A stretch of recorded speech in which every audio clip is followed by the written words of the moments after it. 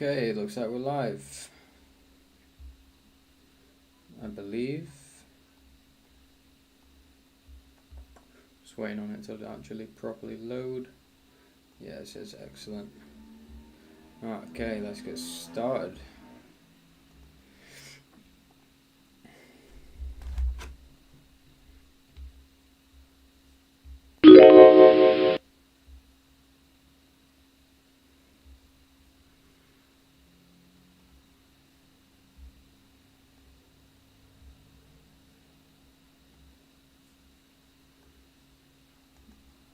I'll actually close this trade on my VPS.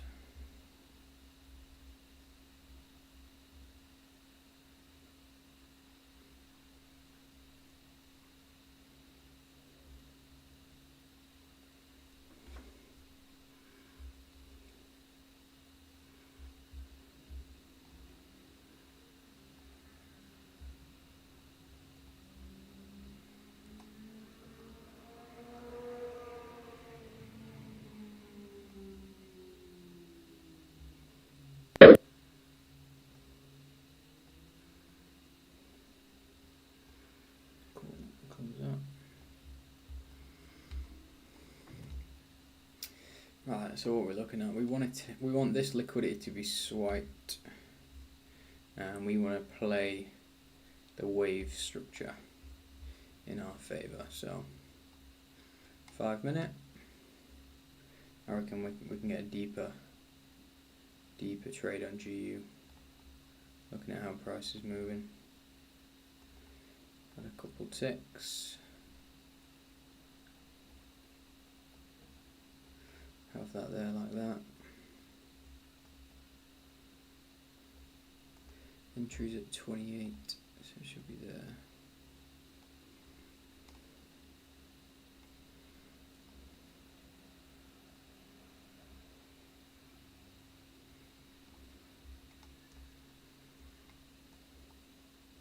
Got some news today, haven't we?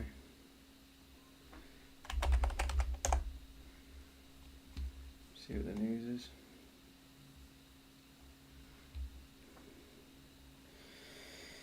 CPI. Ooh, New York Open. Yeah, that's calm. Alright, let me put a message out.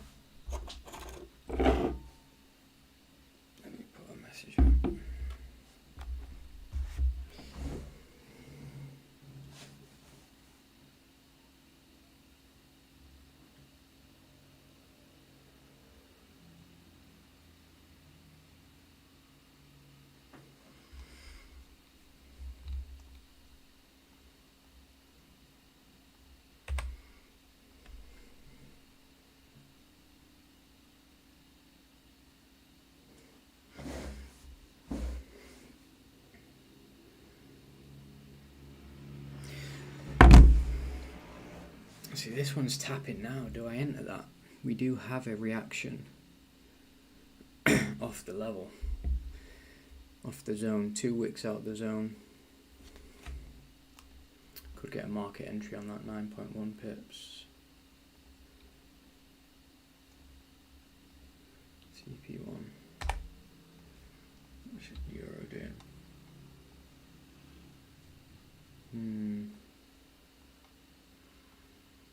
I might wait for this close and see.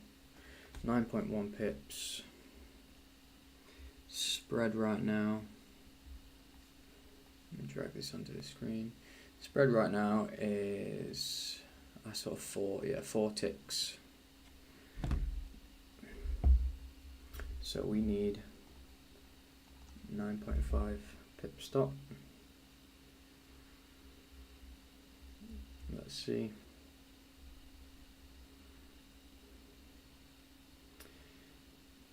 GU 200k 1%, 9.5 ticks, 9.5 pips. Sorry, 21 lots.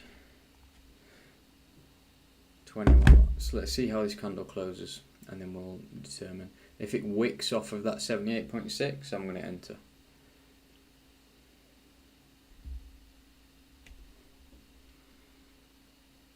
Wave structure's been decent, apart from, yeah, that held. Been quite deep, to be fair, so I reckon we can get a deep pullback.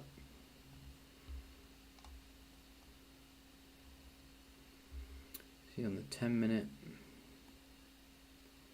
could we be looking at that instead? It's a better trade, I think. Add a couple ticks. Have that up there. Yeah, the 10 minutes been a better EMA to look at.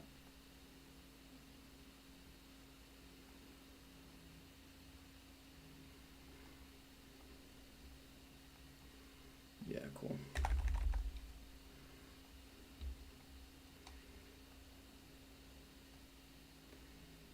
.93 entry. That's the low. Three ticks below. That's now a 10.1. 4 ticks needs 10.5,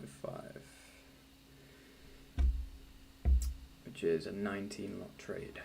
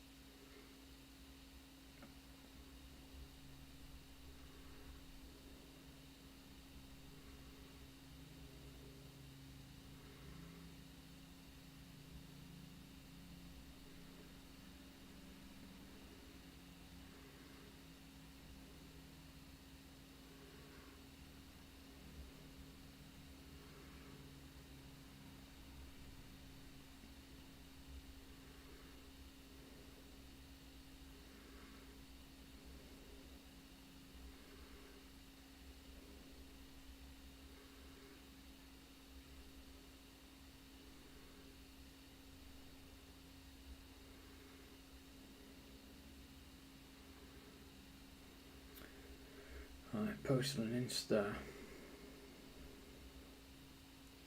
Post on Snap.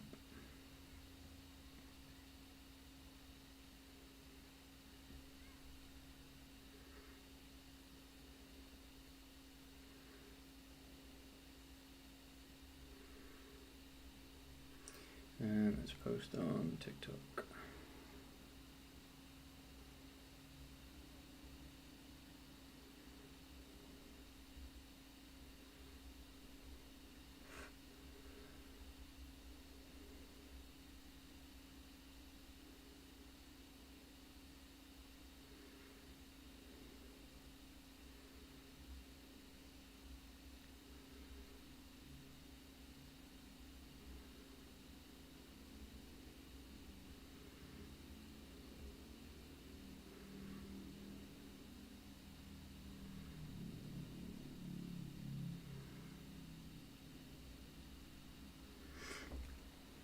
Right, so I've not entered this yet. I've not entered. I want to see how this reacts to this EMA. Looking at the 5 minute candle.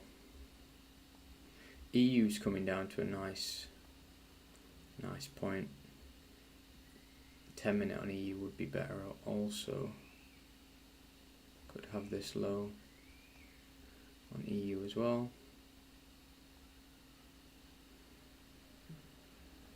Line that up. And then yeah, it looks like a 78.6. We'd love to see it. The low is at 53. So I'll go a couple ticks below. TP2. And then yeah, I guess we watch these now on the 5 minute. Wait to see some candlestick rejections first. GU's melted through, no rejections yet, so no trade. when you're trading on the 1 minute or the 5 minute, I feel like these candlestick rejections are crucial. Prices can be super volatile. You need to have those confirmations first. Let it tell you that it wants to move that way, and then get in. Like, do you know what I mean? You've got a 1 minute to 5 minute window of confirmation. Price isn't moving that much in that amount of time compared to waiting for a confirmation on like the 1 hour or 4 hour. Sometimes it can ruin your trade, and it is better to use limit orders on those time frames. But 1 minute, 5 minute time frames, better safe than sorry with these, and usually price hasn't moved that much from the confirmation.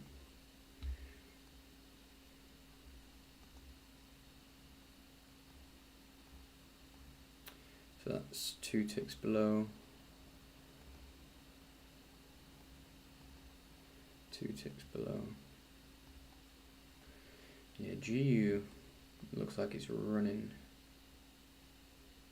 straight through. It's took that liquidity. That's a good sign, to be fair. See if it sweeps or comes for that low.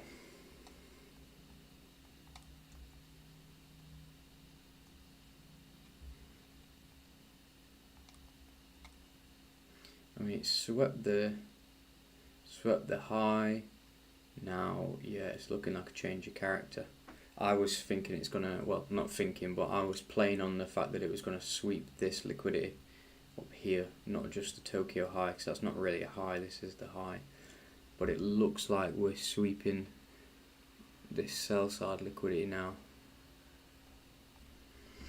So no entry from me, no confirmation, no entry. So we just got to wait to see what happens here. EU's lagging behind. EU's not quite taken that low yet.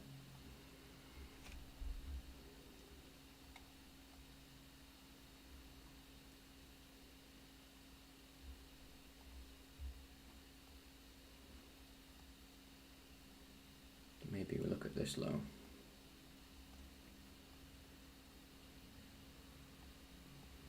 $68 is the low. So we go a couple ticks below.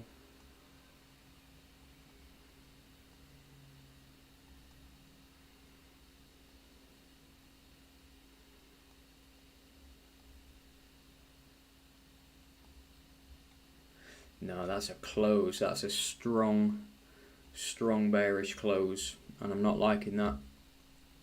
Not looking like an entry for me, to be honest.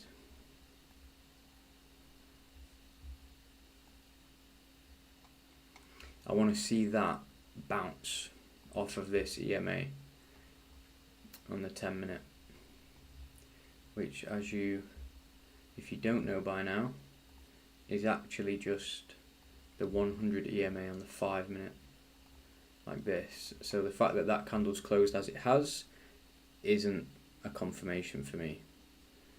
So unless this tweezer bottoms, I'm probably not going to take this trade. So we'll see.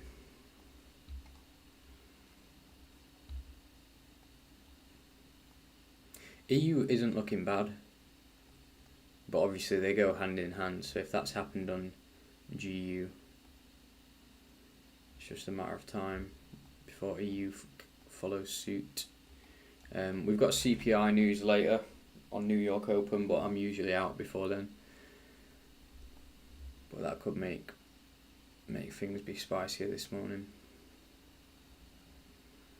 This is probably the trade that I'll look to take, but I want to see how this plays out first. See what we can expect to see.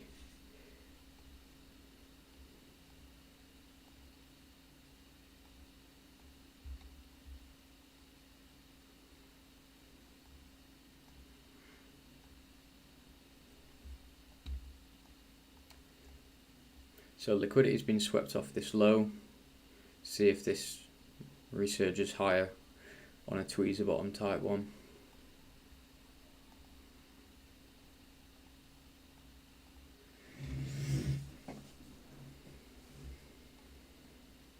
If it does, it wouldn't be so bad.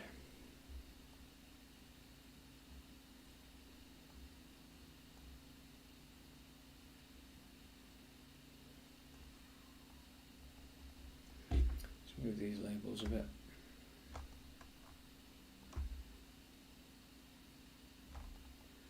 Like that. Maybe I'll switch on here too.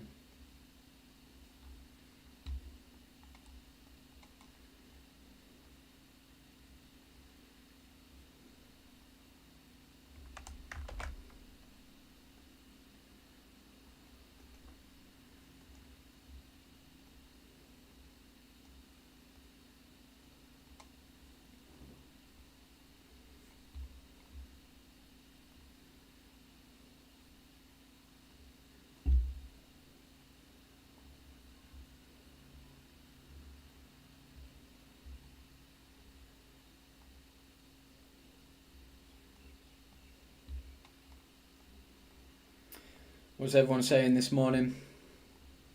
How's everyone feeling?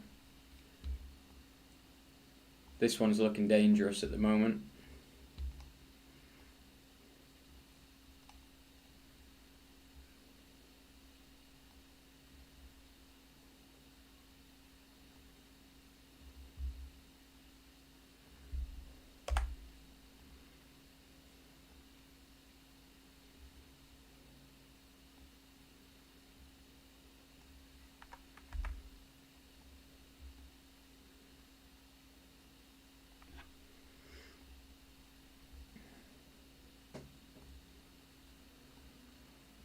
Yeah, GU's bleeding off.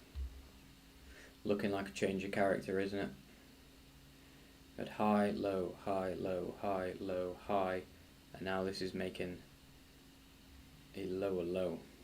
So unless that's a sweep to push price higher, it is suggesting that we go lower.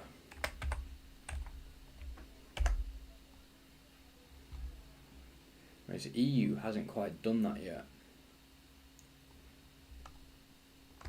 We've got this here.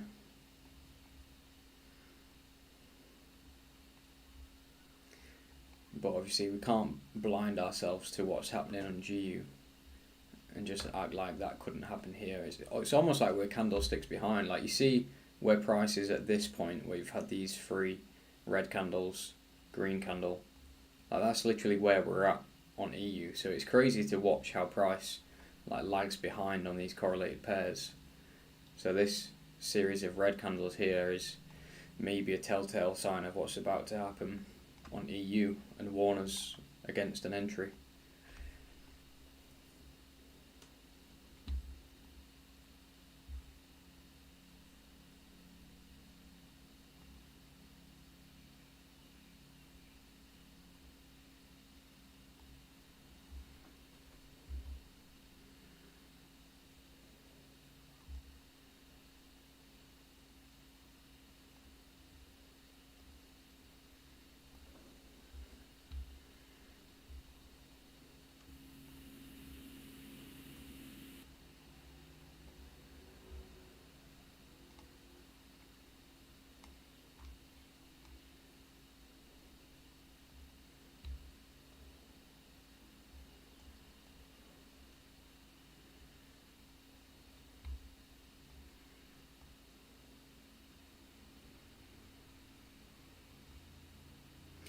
Take this off for now, just so people don't get confused and think that I'm actually in a position here. I'm just watching price to see if we do want to enter or not.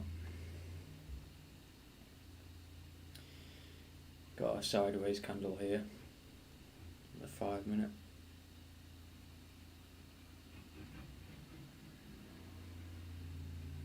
Get rid of our zone.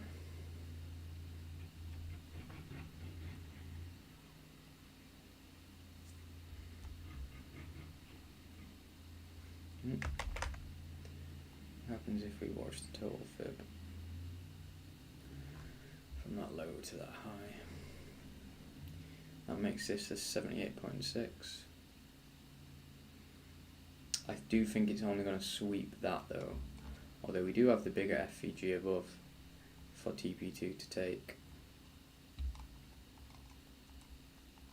Let's consider the previous price before that. Here's the 5 minute EMA, which did hold strong. This is quite a solid close beneath though. Price isn't in any rush to come back up, so I'm not liking that at all. I won't trade this. This is not a trade for me.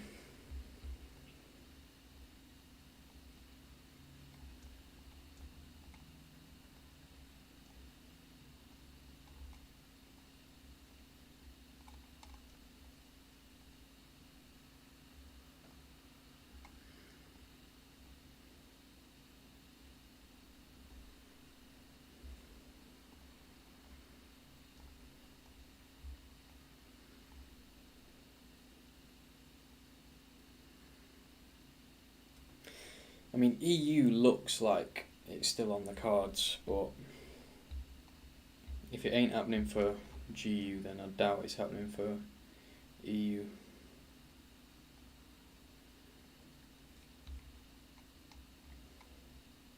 I mean, it could. It's not to say it couldn't, but it just ruins your confluence. Got some reaction here off of that level. Does it sweep this bottom? Yes, it has. Okay, that's not that bad of a sign then. Where would EU want to sweep?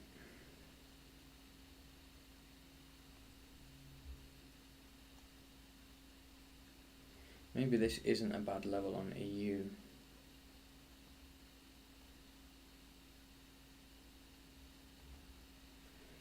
The lows there. See, put RSL there. Bar entry at 15. TP2. Going into that FVG.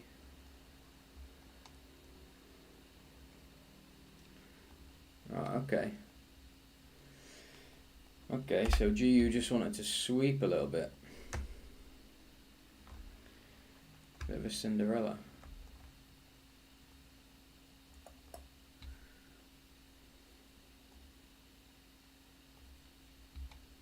Sweep that sell side liquidity. Bullish hammer.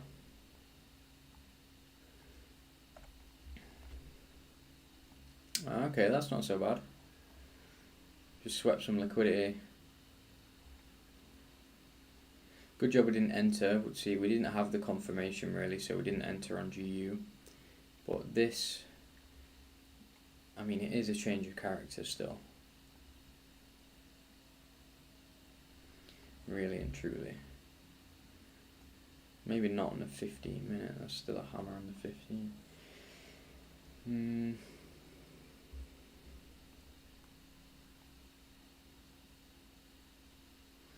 Yeah, let's work that 78.6 on the 15. What are we thinking? We're buying or selling?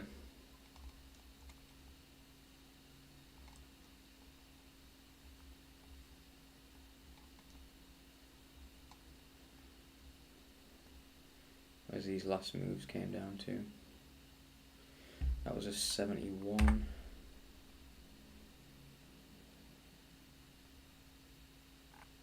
That was a 78.6. I wouldn't even want to look from this low to this high. That's where I should be looking. But having seen this on GU, those most recent lows get swept. I don't really want to use that low as my stop on EU.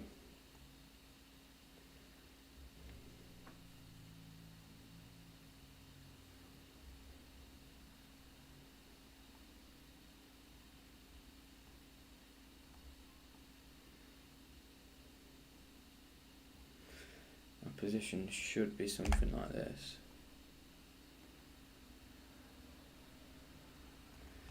Get that lined up.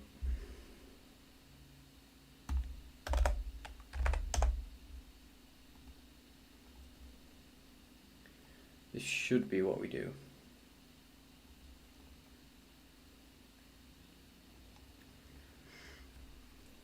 But don't really want to do it, I'll be honest with you.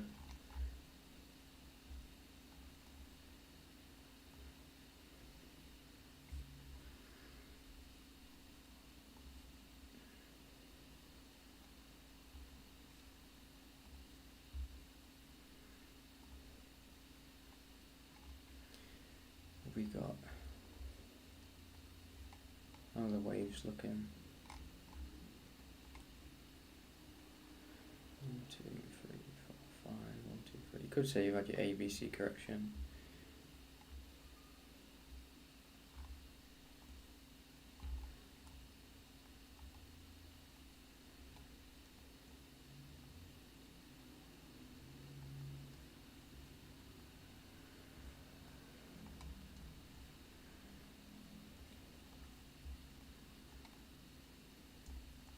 I was not in a rush. Not in a rush right now, I'll be honest.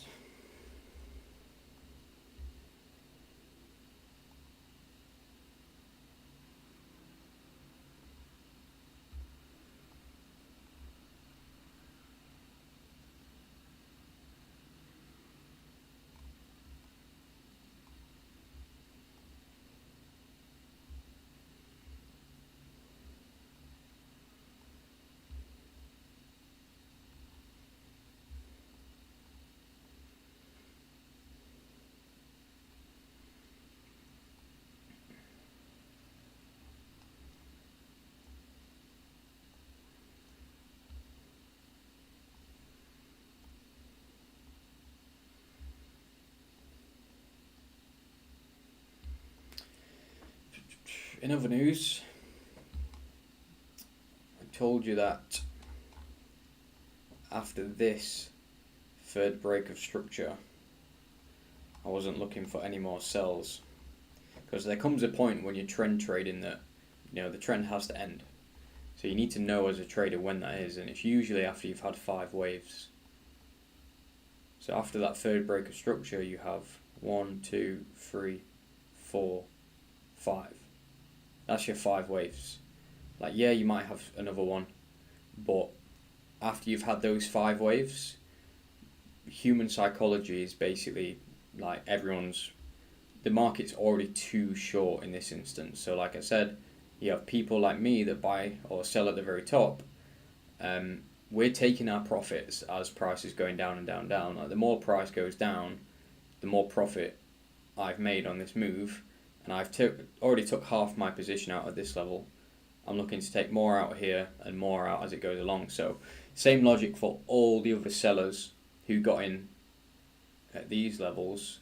We're taking our profits as price gets down. So there has to come a point when that trend ends. You can't just keep selling off and selling off forever.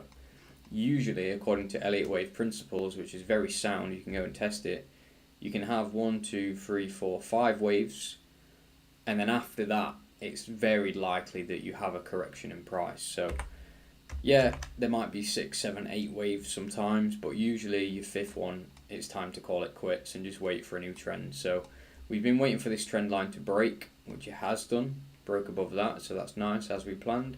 And yeah, we need a correction. So what we're looking for here on EU is an A, B, C correction, where we have a higher high form, create some form of like trend line, which could either carry on going up or break out to the downside and make another 5 waves, which is what we're hoping for. But yeah, so as I called yesterday, when price was like down here, the 5 waves is printed, so no more shorts, because, you know, following the entry model, like, you could quite easily just be blind and just think that price is going to keep retracing to the fib levels and going down, but that's not how it works. You need to know your trading range, and when you're trend trading in the direction of the trend, you have like those 5 waves to make you money. Once you've seen the 5 waves print, it's time to wait for a correction. Wait for that correction to break, form a new trend, and that's when you start trading again.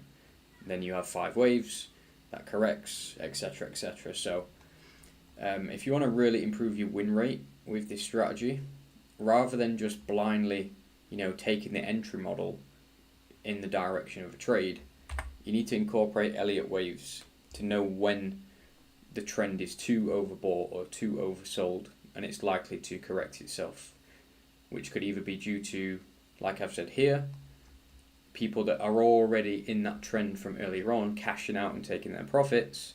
Guess what that does? It turns their short orders into long orders. So as I'm closing my shorts here, it's pumping a long into the market, and that's why corrections happen. Even if there's no intrinsic reason to why price is going long, it can just be people taking their profits.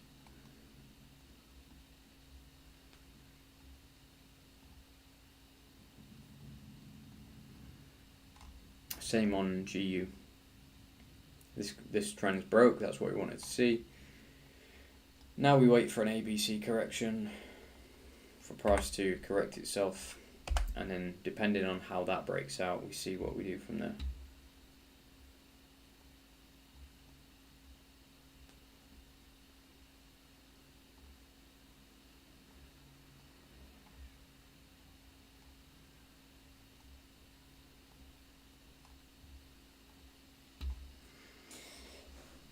Well, it looks like GU's printing lower. So if GU's printing lower, I'm not really wanting to take this EU long, to be honest. Even if it prints a fucking beautiful pin bar off that EMA and fib level, after seeing that, I'm not entering. So now I'm out of this. I'm not looking to enter that.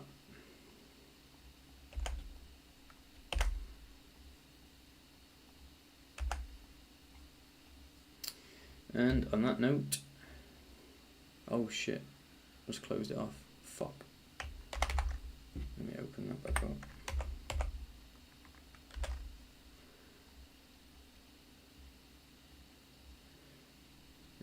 Intraday.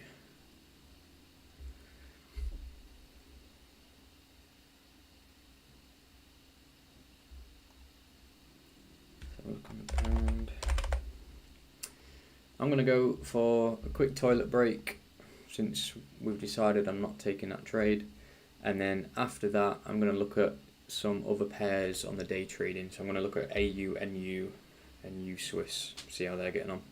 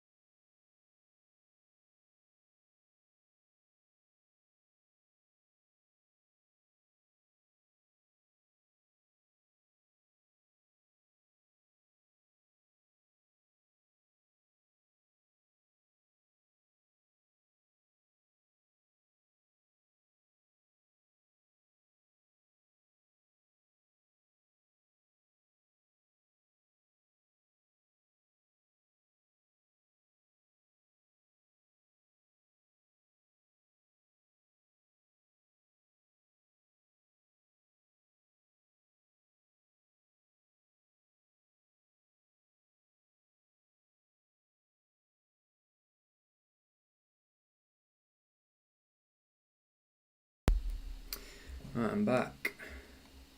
So as you can see, GU's melted off, taking out the lows. So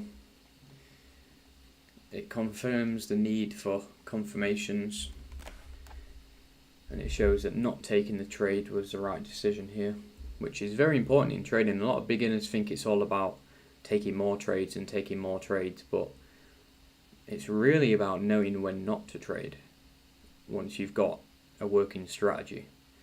If you know your setup works and works, that's fine, but then you need to analyze, like, under what conditions do I not take a trade, even if the chart and the technical analysis pattern that I use is telling me to trade. It's knowing when not to trade that is going to give you that edge.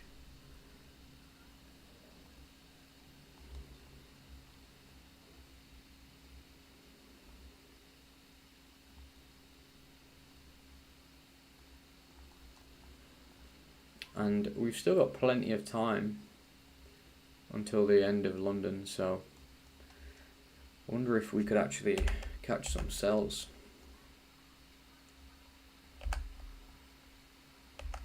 Bit too soon right now, but we'll see what the EMA says.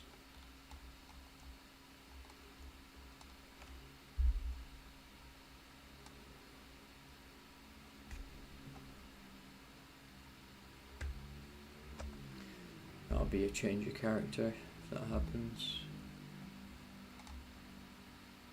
I mean, yeah, clearly we've already had it on here. Don't you need to mark it up?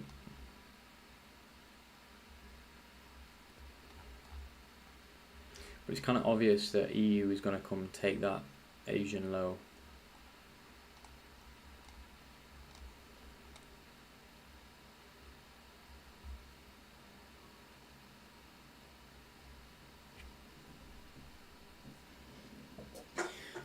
Gonna crack a soda water.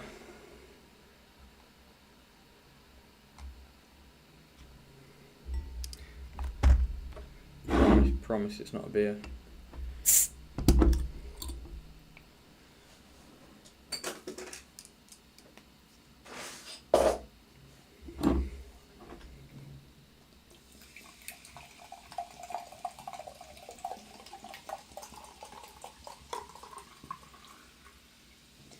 If we get a change of character here, I might look to short EU on the lower high that prints afterwards.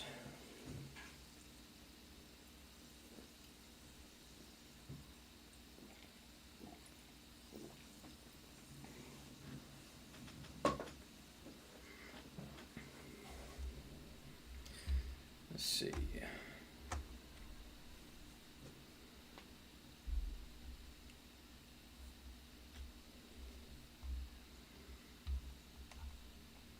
And as promised, while we wait for that, I'll go over some other pairs that we're looking at. So let's look at AU, see what's happening. So last time we picked off, yesterday, while price was around about here, I said it's too bearish to shorten a swing trade. Already had the free break structure on day trades, need to wait for a 1 hour correction, which is this that we've had now.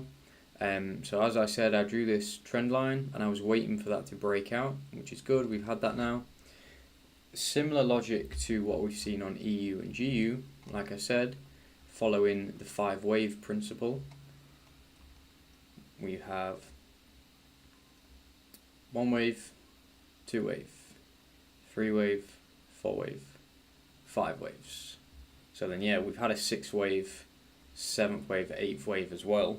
But after this third breaker structure, it's too short from there. The chances of you getting a winning short trade after there versus before there are significantly lower. So we just wait for a correction, which we have now, which is good. Plot that as a broken line, and then what we're looking at now is our new trend line, which if I'm looking for shorts overall, let's get rid of that now because that's proven true. We seem to be obeying this trend line. What was this previous low that we've taken out? So we've taken out the liquidity from this low. That's good. And now we've taken this local trend out. That's good. Let's lock that. Let's lock that. What I want to see now, so this is our break of structure.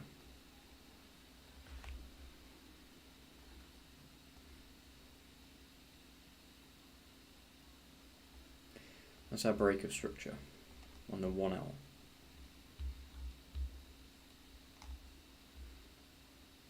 Or did you say it's a 4 hour? Probably call that a 1 hour, to be honest. 1 hour break structure. Now what we want to see is some form of correction afterwards, which you might say is this. Didn't print a lower low there, so I would just say that it's that high is your substructure, which is now broken. So now you need to really see it break on that 1 hour. See if we have this is our trading range, so I'd trade it up towards, let's say price came down here, trade it up to this line. If my TP was out of this line, I'd just reduce it to be under, because that's the trading range. On the 1 hour, we've got this fair value gap there. That's an inefficiency. There's an order block that created that, like that. Got another fair value gap there, but it's not really as significant as the ones below. It's already been filled in.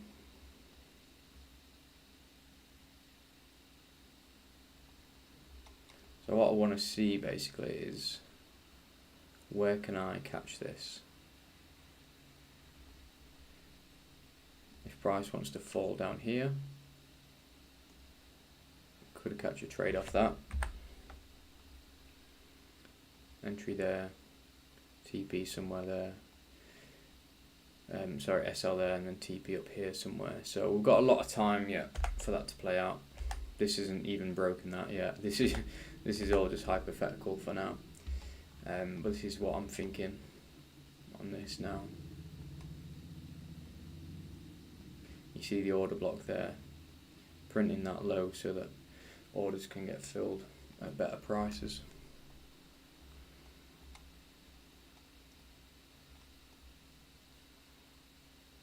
That's not managed to break beneath yet on EU.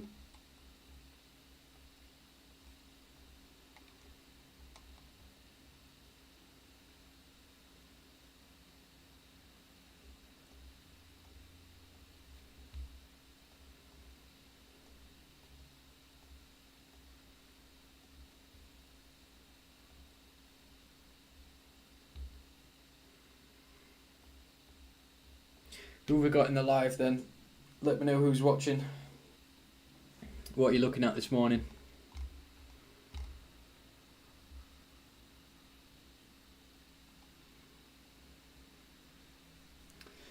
I see Jack in the comments.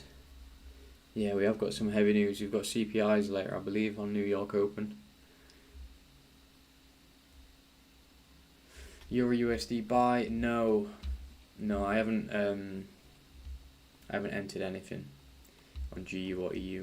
We were eyeing up a buy, but the confirmation candles just weren't there, so I didn't take it. That was the right call because it's printed lower. I believe EU is going to do the same. I believe EU is going to sell off to this session range here. So what I want to see is this low break first, to kind of prove that change of character, and then maybe catch a sell from the lower high that prints.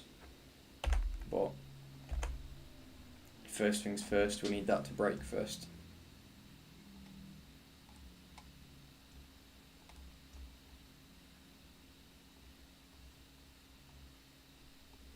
In the meantime, we're going to look for some day trades. Trying to work a full-time job and manage my longer-term trades, yeah, it'd be like that. That's what swing trading is good for, and day trading. You don't really want to fuck about with the 1 minute and the 5 minute.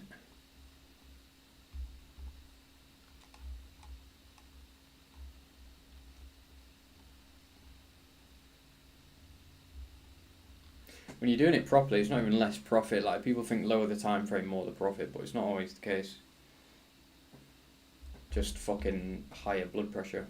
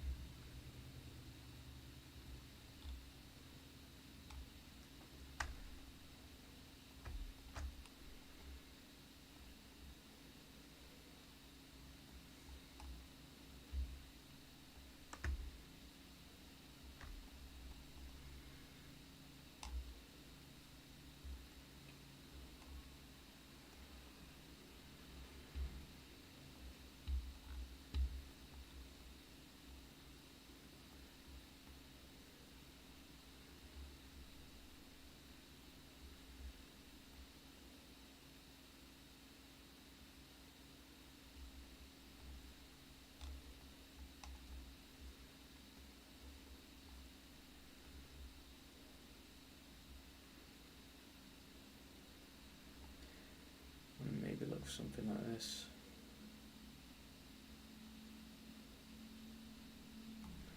That would allow for 71. FVG gets filled. Points of interest are covered. Couple pips below.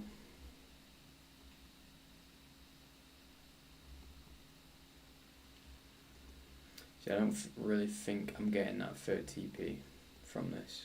Could do, but I'd rather just go 50-50 TP 1 and 2. So I've got a shorter trading range.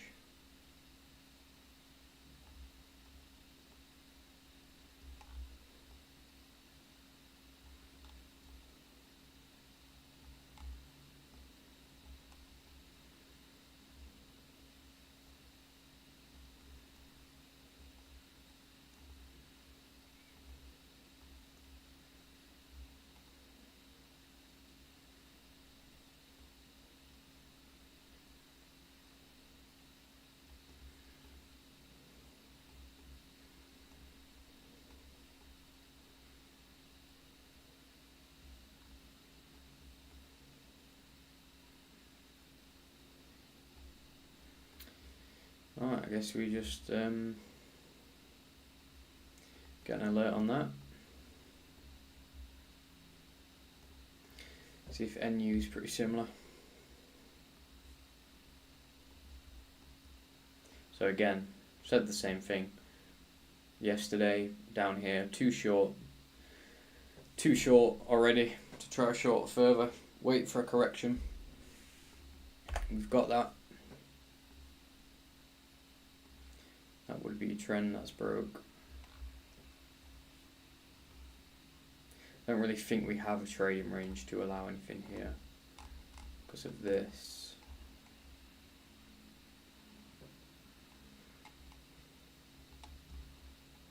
Even if we were more lenient with it.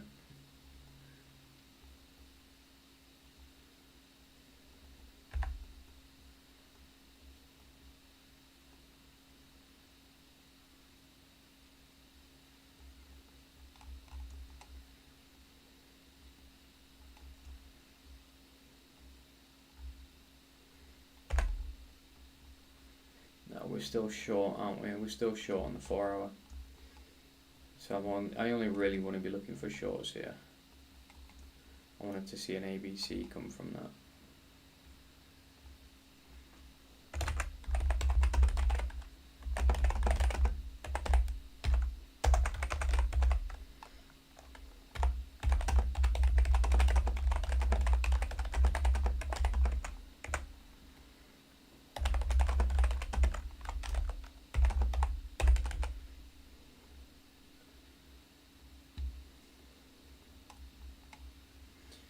So, if that's the verdict on NU, let's reanalyze AU, which we do have a more wider trading range from this. So we could counter that 4 hour trend, take like a 15-minute or a 1 hour buy, if we really wanted to. Don't have to. It's swept the liquidity on this line from that previous level. We've had the change of character where it came out of that local 1 hour downtrend, broke above, beat that last lower high. Now we're looking for that ABC correction, which we could get a trade off.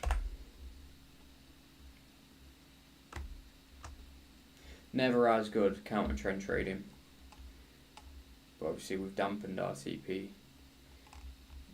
to reflect that.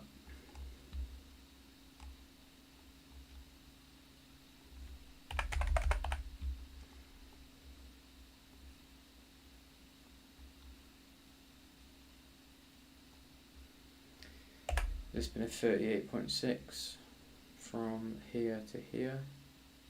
How much is that retraced already? 38.2, sorry. No, probably 23.6. Yeah. Very impulsive. Might not even pull down to the level that we're after down here. We'll have to see.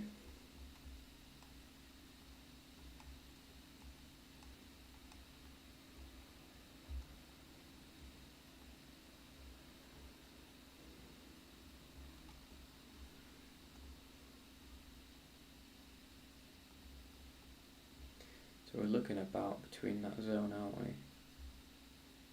If we pull that back, that would be a bit too tight, I believe. Take it from this low. Pardon me.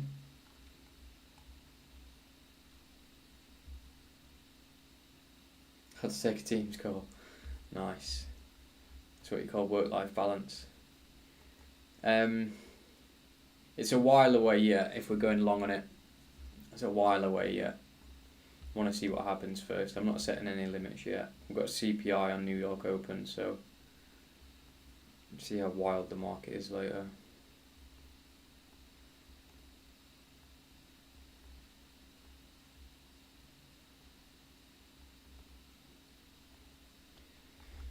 But it's a little bit of a forced trade, I won't lie. Quite forced. So, still a bit tentative. Show me my fucking line. There we go. What's EU saying? No, still not. EU's still not changing character. How do we know which low to draw the fib from? I'll properly explain that in the free course that I'm bringing out, because it is quite a subjective thing. So the way fibs work, you can take them from different places and get different meanings. So you should really take them from, like, let's analyze this move here. So from this high to this low, or to this low here, from this high to this low. When you're looking at the fib, one fib that definitely matters is from the ultimate swing high to the ultimate swing low. That one is without a doubt important, okay? So from here to here, high to low, you can see the price didn't actually meet that 50 level. This one would have bounced off the 38.2, or between that zone, which is an impulsive move, and then, yeah, price went to the downside. But there's also other highs to take within that wave. So for example, from this high to this low, you could have took that and seen that it bounced to the 61.8 fib. I'll zoom in on that for you. From this high to this low, you can see it bounced up to the 61.8. So there is a few different ways that you can use fib levels. You can also use them off of a singular candle. If we see this is like one huge displacement candle, you can also measure the fib off of that level to see, yeah, which fib levels it's going to come up to. This one bounced 3 taps off the 50% and then reversed. So there's many different ways you can use these fib levels. There's not like one definite way of like how to use fib levels. So it really comes with experience and subjectiveness based off what you want. The way that I like to use them, so for example, in this current price now, I will always look at the overall move, low to high, and see, okay, I kind of want a trade that comes down to the 61.8. That's a nice, sweet level. So price come up and then retrace down to the 61.8. But if I do that, to have my trade stop loss beneath the last significant low and my TP on these extensions, that's not a very good trade. Okay, number one, the risk reward is like 2.26. My stop loss is just wide as fuck, and my TP is a lot less likely to hit compared to if it was down here. So it's then about finding levels where, okay, let's look at this 61.8 in more detail, and let's see which other lows in between that, could I have it hit another fib level or roundabout like fib zone between a key zone, and then I can bring my stop shorter and my TP lower. And now not only have I got a much higher risk to reward, I've also got a much closer TP. And then obviously the limiting factor is where can I place that fib level to measure it from while having a stop that covers all of the significant areas that I'm looking for.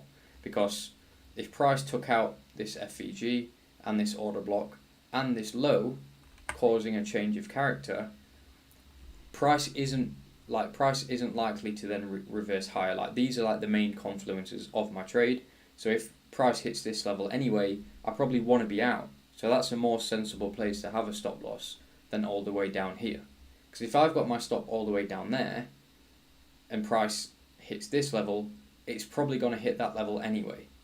So that's sort of how you redefine your fib levels to get higher risk to reward trades while actually having a more likelihood of hitting, because your TPs are closer now as well. So hopefully that's a decent explanation of the fib levels.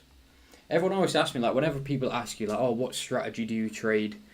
I never know what to say because it's just my strategy, do you know what I mean? But I think I would probably say fib levels.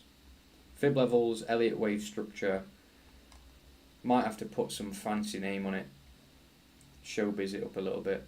But it really is just fib levels and wave structure.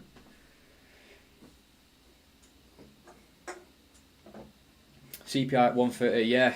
New York CPIs, so we're going to see what happens. Markets have been a little bit weird this morning on intraday. We swept the Tokyo high, but we didn't sweep this liquidity, which I thought we would have. And then it already changed character before sweeping that. Came back down for the Asian low, which was a little weird. And then EU's lagging behind. EU still hasn't swept the Asian low. Asian low's there. It's not swept that liquidity either. So I'm trying to see if we can get this change of character on EU and then trade it down to that Asian high and get a short in somewhere along the way, like that. So that's the idea that we're waiting on while I go over some other charts.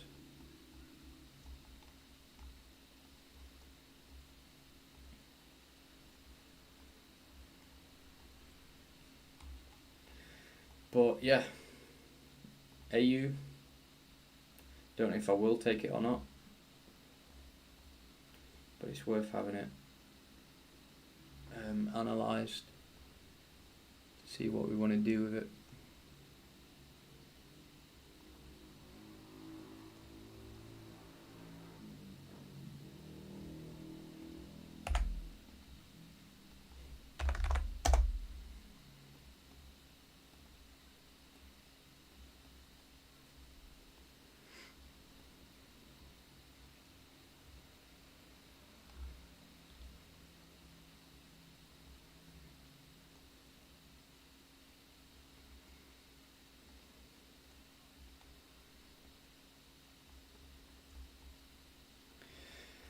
Yeah, see what happens. I don't think it's gonna bounce here and go higher. I think it does want to take that out and refill that imbalance.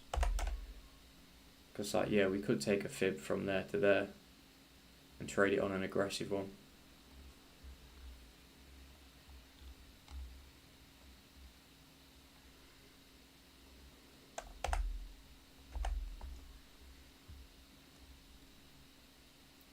From there to there.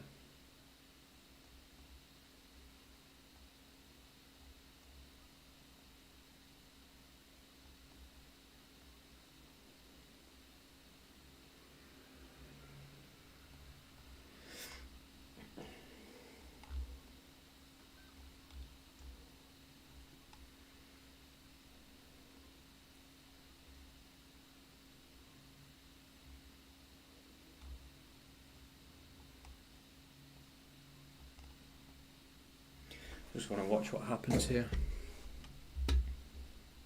because there's no. I mean, you could say that's the order block, but there's no real like areas of inefficiency here that price would need to refill.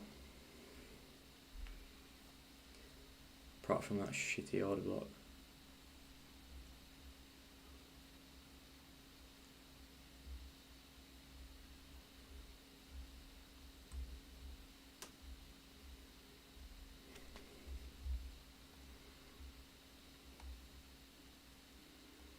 It's an order block on a 1 hour, but it doesn't really trump these FVGs.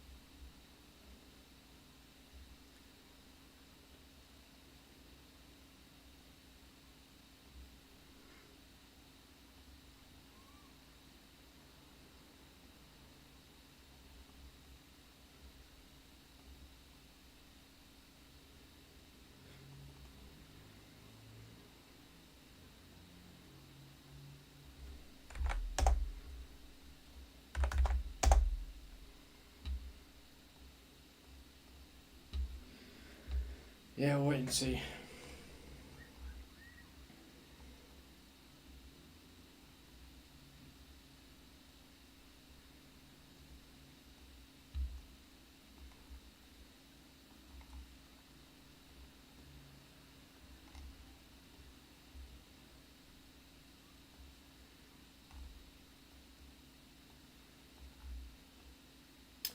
This EU is still above that 10-minute EMA. To be fair, but obviously I'm not fucking buying it when GU's double topped and broken. It's just lagging.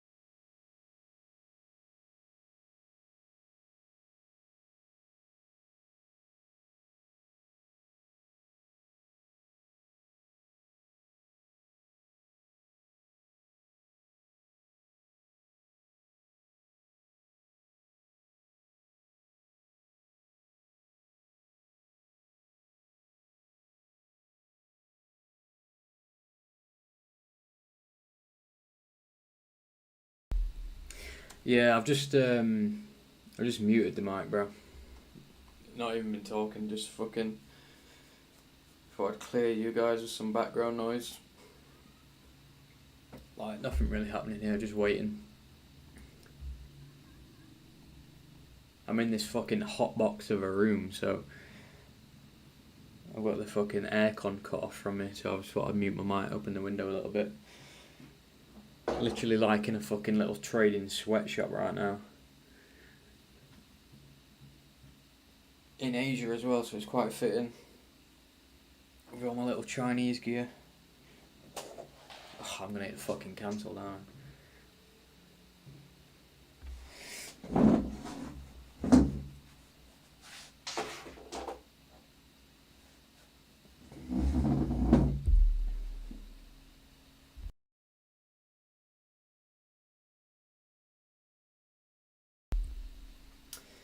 In Thailand, I'm in Phuket.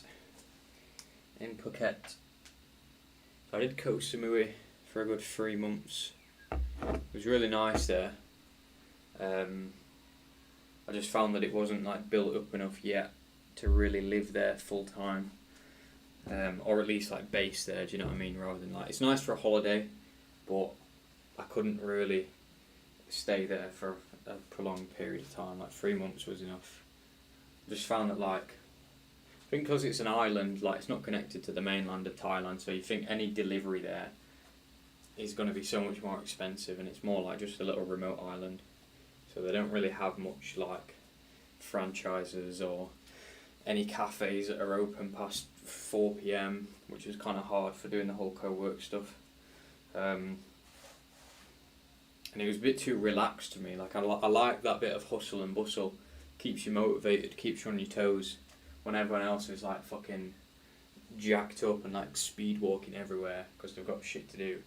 Whereas Koh Samui was a bit like everyone's like just fucking foot's off the gas, relaxed a little bit, you know, go to the beach in the morning, have a fucking, what do they call them, have a tiger, and then go fucking do some Muay Thai, and then that's it for the day. Whereas like, I've come to Phuket, because it's connected to the mainland, it's a little bit more like modern. They've got all the franchises you could want.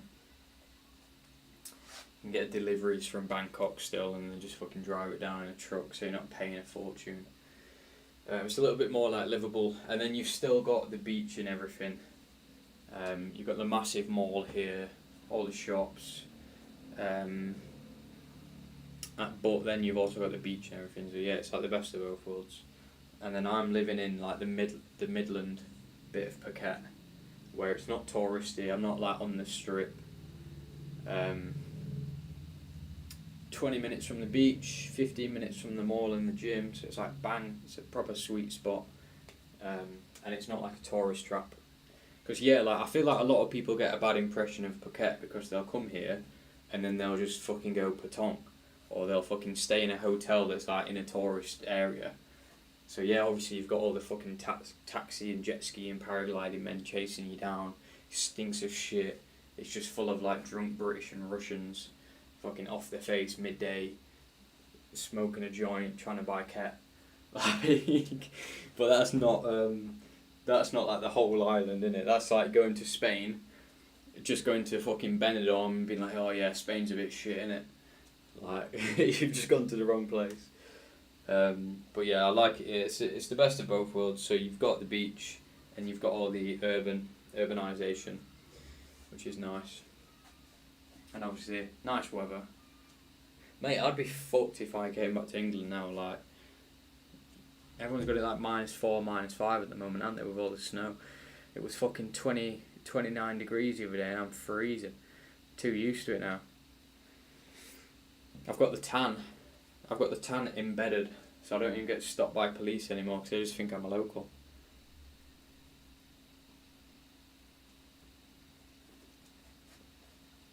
But it's nice and cheap as well. It's not as cheap as the other parts of Thailand. Like, I know when people come here when they're doing a travel, they'll be like, oh, Phuket's a bit expensive. Like, I had a few mates come down recently who were like obviously going like Krabi and all the other backpacking routes, and they were saying Phuket's like well expensive. And it's not, it just like it's more than all the other spots. But you compare that to the UK, like they're only saying that because they're comparing it to other parts of Thailand, but you compare it to the UK and it's fucking nothing. So it's good. You don't feel like you're getting ripped off.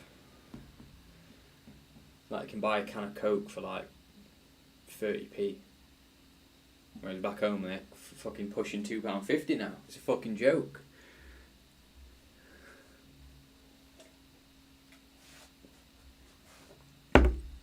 Yeah, it's a good place. Like when you're making money online full time, you can be a bit wiser with your money and be like, right, I'm making it in pounds and dollars still, but I now have the freedom to fucking live by a beach and live in like an exotic currency.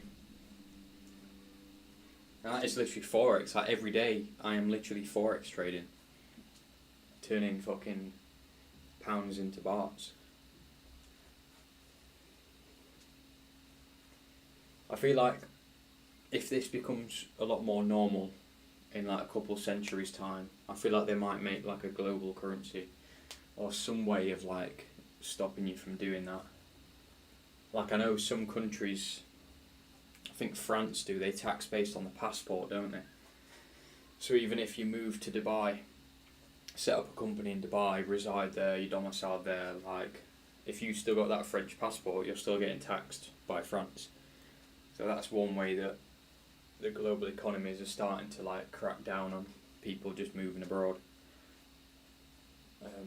So we'll see how that goes. UK's yet to do that, but fucking knowing them cunts probably will, won't they?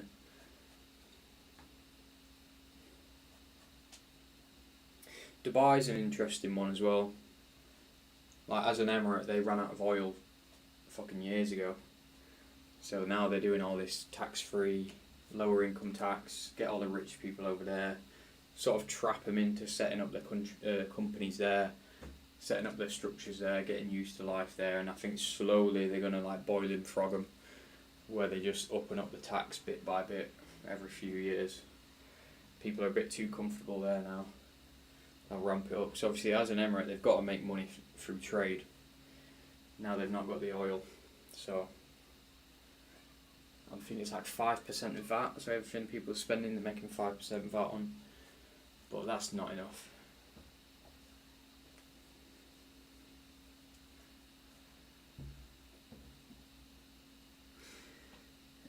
Friends pulling up New Zealand card.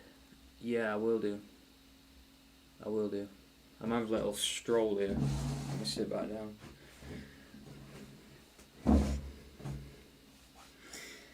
Yeah, same mate. I don't mind paying tax to the UK at all. Like putting your fair share, do you know what I mean? But yeah, spend it better. Like in these parts of the world, like the concept of benefits is just like mind blowing. Like it's a joke to them. Like when people over here hear that if you don't work in the UK, like the government will just pay you some money. Like that, like it is a joke. Like they're like, why the fuck would they do that? Like, doesn't that just incentivize people to not work and like find excuses to not work? It's like, well, yeah, but fucking, it's too woke. It's too woke of a fucking culture now to say shit like that. You can't really do that. That's why everyone goes over and just claims benefits. It's like the fucking British dream. Free healthcare, free school system, don't have to work, just claim some form of like mental illness or some reason why you vaguely would be unable to do well at a job and get paid off the government. Whereas over here they just leave you to it. They'd be like, well, fucking find someone, mate, I'm not paying you. I remember I went to Poland. Warsaw was really good for it. So many council workers just cleaning the streets. Like you go out on a walk. We used to go out on walks at like 6 a.m. and yeah, clean as a whistle. Like you go to sit down on a bench at 6 a.m. and you've got a council worker trying to move you on, be like, mate, I need to clean that bench. Do you want to get on with it? No litter anywhere. Because yeah, they've got a really strict system. Like you try claim benefits in Poland, they'll fucking find you a job, whether it's going out and cleaning up fucking leaves from the park. Like you'll do it and get paid for it, rather than just getting paid for nothing. Unlimited EU money. Yeah.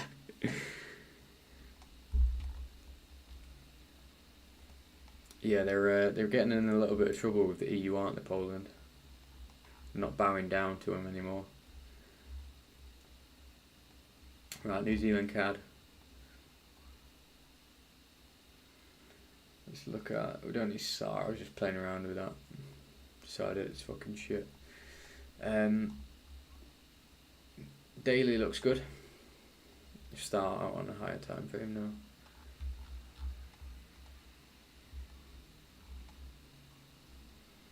You can see from like a total wider range. That was broke. That was your trend, broke. That was your trend, broke.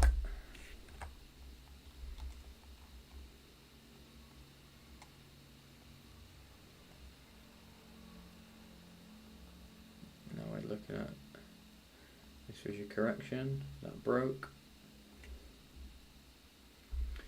That gives us a trading range, somewhere like there. Daily EMA is good. 2 days better. 3 day works.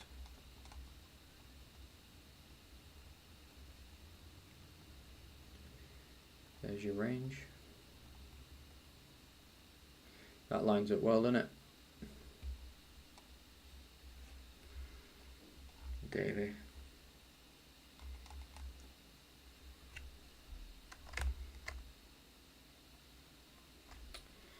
Nope.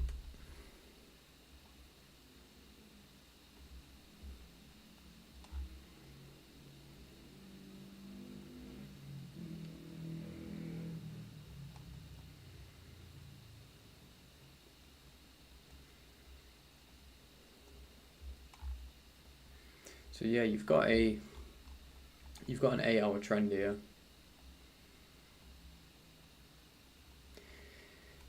Really depends on how price acts here, because yeah, that is a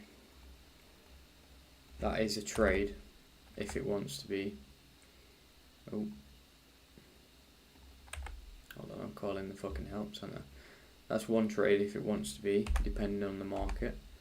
But then obviously you've got this on the daily that you can't really ignore if price wants to retrace up to that daily.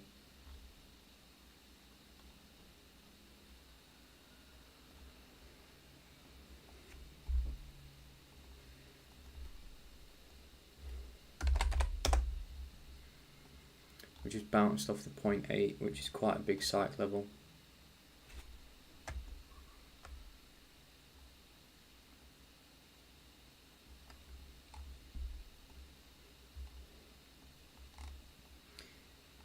See that? 0.8, big psychological level. So it's hard because if we look at this on a 4 hour,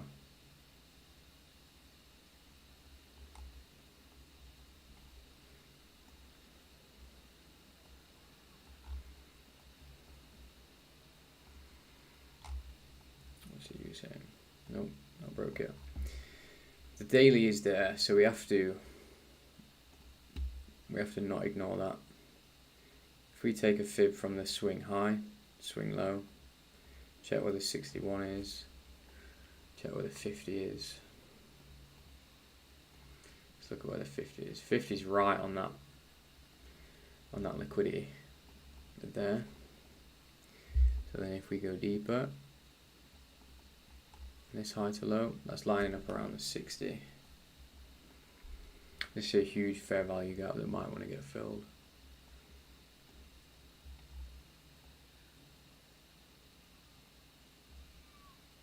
So yeah, I see why it's tricky, because there is this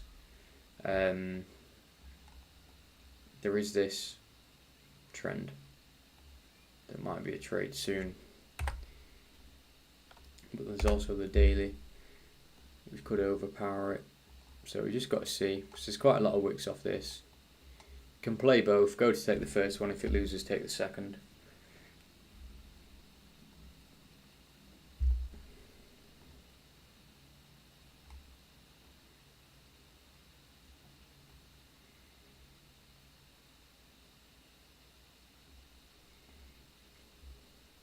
Yeah, the 8 hour EMA is the most relevant. Realistically, you would take it off of that high to that low.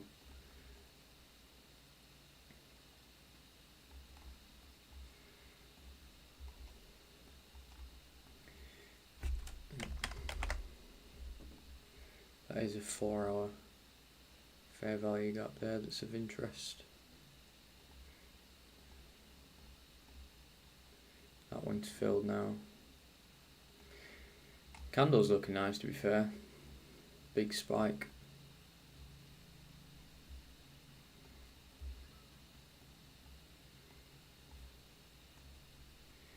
This could be a trade. I'm not going to take it though. I'm not trading New Zealand CAD at the minute.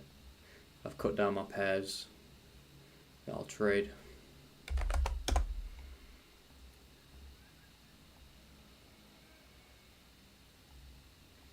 But that could be the trade.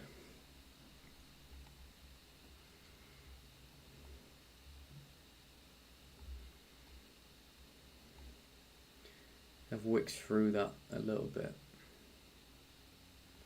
Could be greedy and try to take it a little bit higher and get a 5. Limit order 8-1. Is that about where I had it? I had it on the 70, 71, but yeah, you could get the psych level.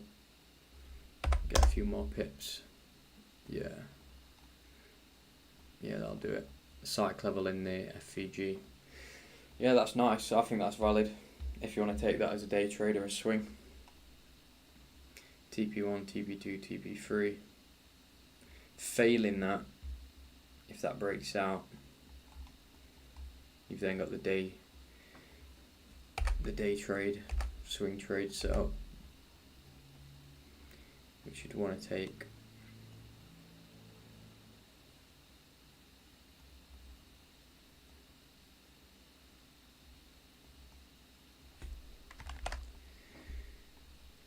It's not giving a nice fib there, but you'd want to take something like that. Have that a few pips above. And then again, you've got a 4.3 off that at least.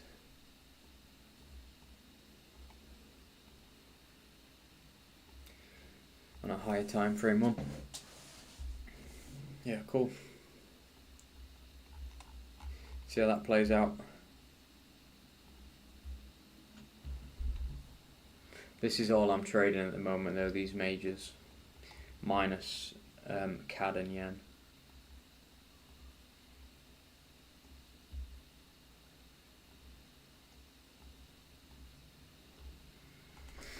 Yeah, this is just consolidating in it on EU. Don't want to go anywhere.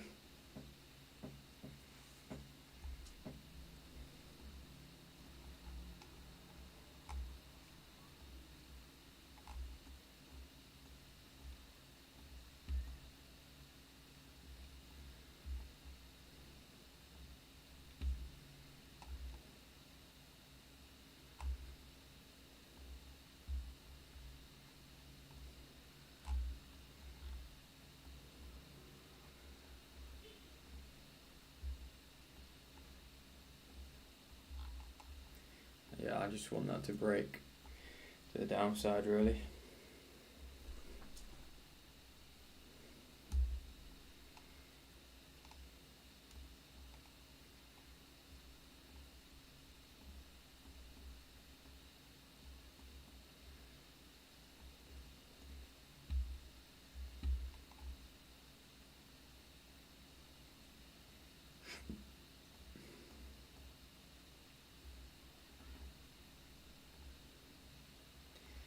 Keep that.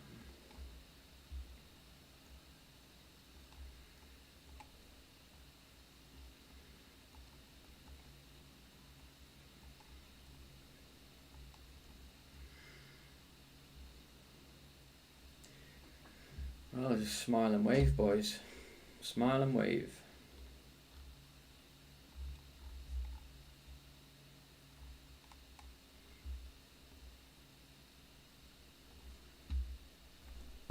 I'm gonna mute my mic, get a little bit of work done. while the charts are being slow.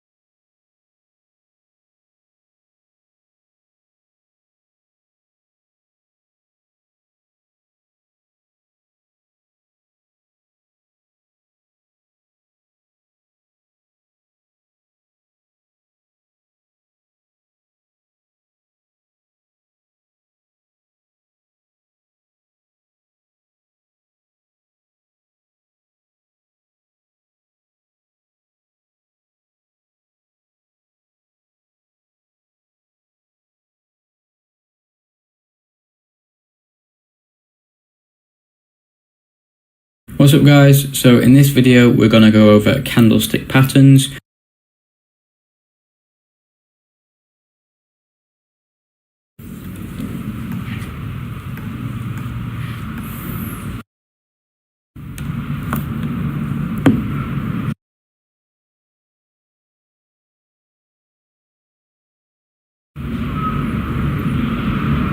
I'll give you a second to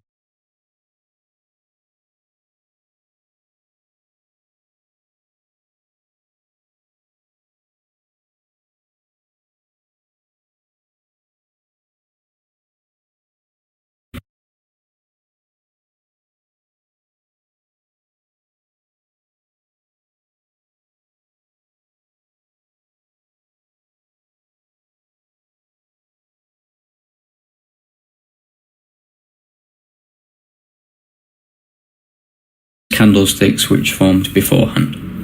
I'll give you a second to see with these three candles acting in unison to engulf the previous candlesticks which formed beforehand.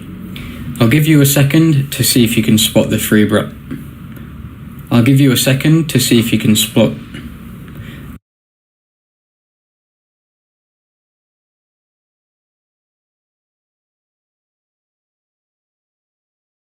beforehand. I'll give you a second to see if you can spot the three black crows on your own.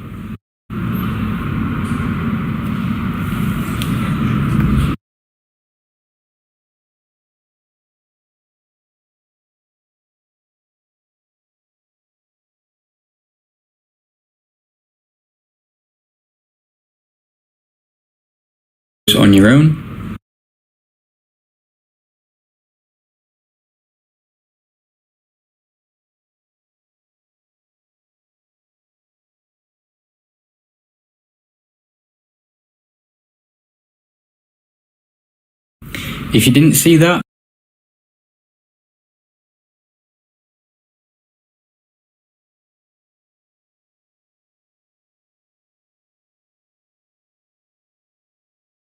If you didn't see that, here is an example of the three black crows. If you didn't see that, here is an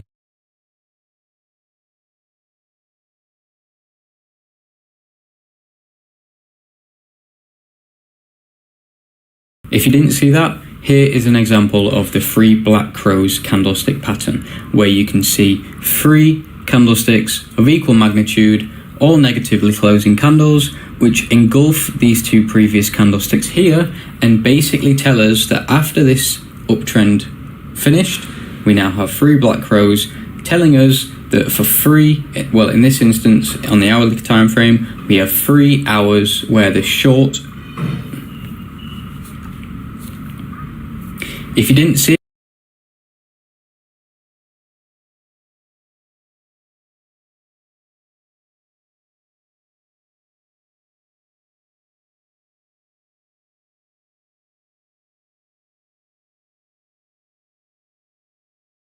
If you didn't see it, here in the red circle is an example of the three black crows candlestick pattern. So what happened here was we had bullish momentum, little bit of a consolidation here, and then 3 hours back to back where price managed to close lower than it started, giving us a telltale sign that price is looking to sell off because the bears are now in control.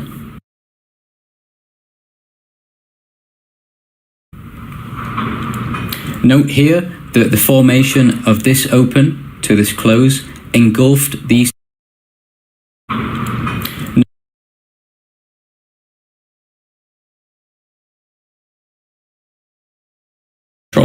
Note here that the formation of this open to this close engulfed these two candlesticks and almost cancelled out this candlestick as well. So that's the engulfing nature of the three black crows, and you can see what happened afterwards when price had a sell-off.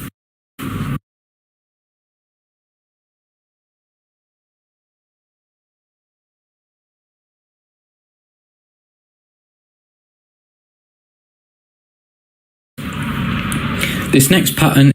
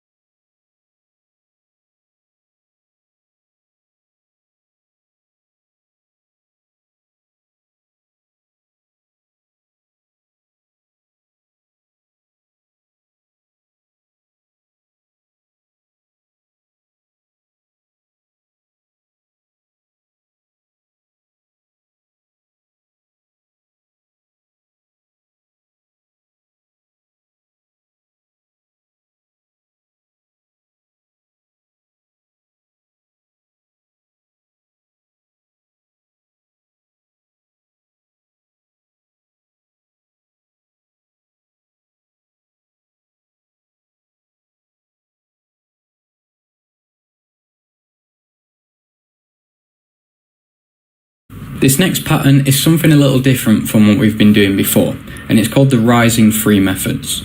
So when you see that price is bullish, like this, with price increasing, and then you have 3 negative candles to the downside, this is not a free Black Crows, okay? This is what we call a rising free methods. When these 3 candlesticks are of little magnitude, meaning 3 very small candlesticks, and you'll also have things like hammers, inverted hammers, and spinning tops in the mix there. This is what's known as the rising free methods. Because these candlesticks are weak and really low in volume, what this basically tells you is that the sellers in the market are weak. What's usually happened here is it's just buyers closing some of their orders and taking some profits off the table, but the sellers aren't strong enough here to be able to reverse price. So this is a telltale sign, and it's what we call the rising free methods, telling us that the sellers are too weak to regain control and that the buyers are likely to remain in control. And that the buyers are likely to remain in control.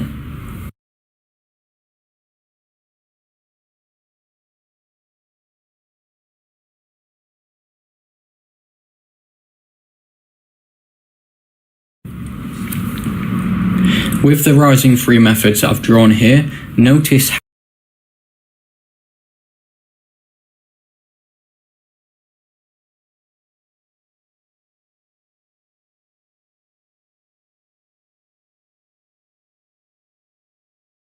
in control. With the rising free methods that I've drawn here, notice how these 3 candles only engulf 1 candle previously. So 3 candles that fail to engulf 2 candles beforehand.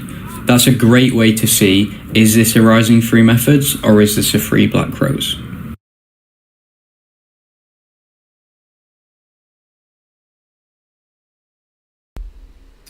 Right, we're testing that low again. It's been some time, hasn't it? 1, 2, 3, 3 times before where prices wicked off of this level, failed to close beneath. See if this is the one that causes that change of character. You can see here we've got an ascending or descending triangle, should I say. What that means is that the lows are equal, but the highs are getting lower.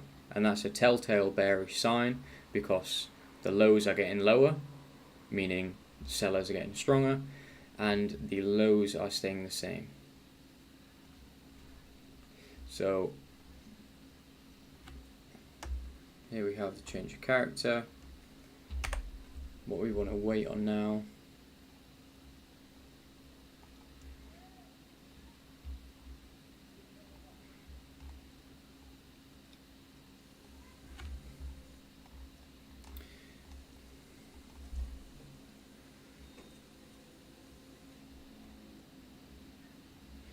is our fib. So this would be the high. Just mark that out.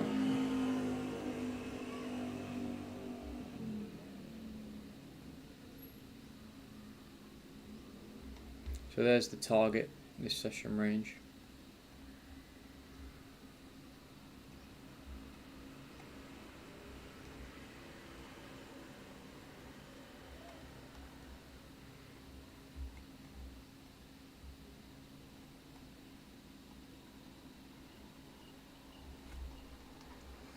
Kind of want it to be a much stronger change of character than that, because right now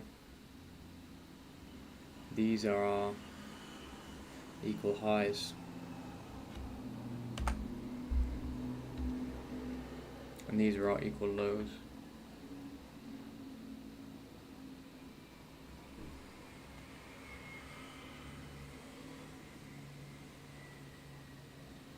So I want that to break a little bit stronger, to be honest.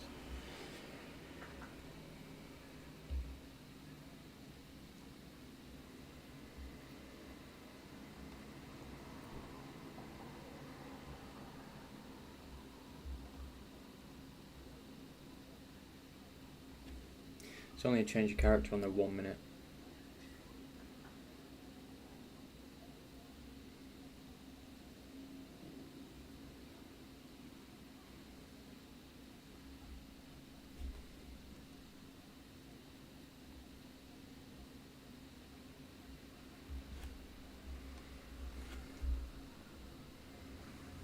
we've already seen it happen on GU. GU swept the Asian low. I'm going to close my window here.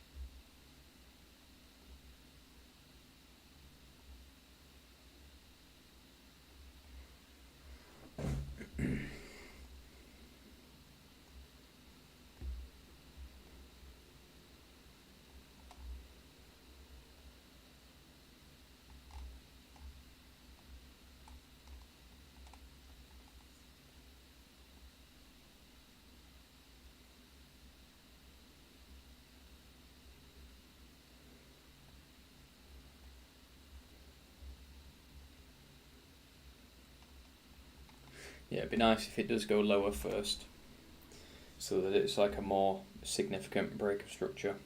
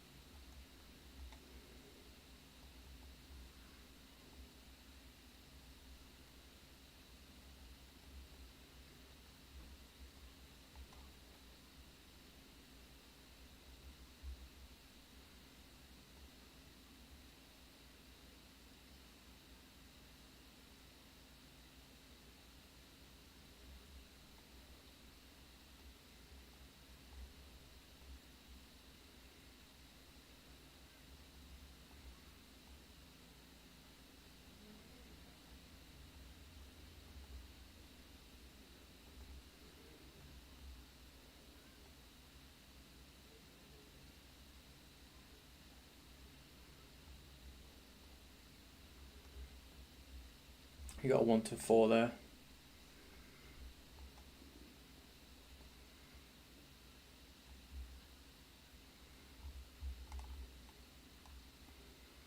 Still got time. Still got an hour and 20 till I'm off.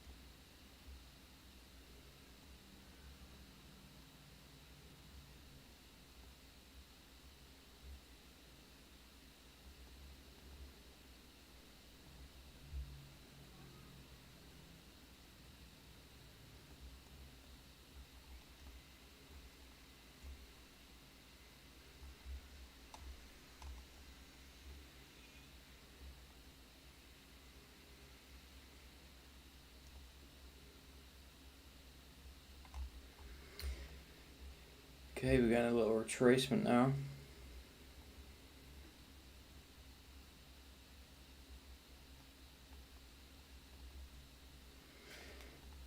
.3 pip stop.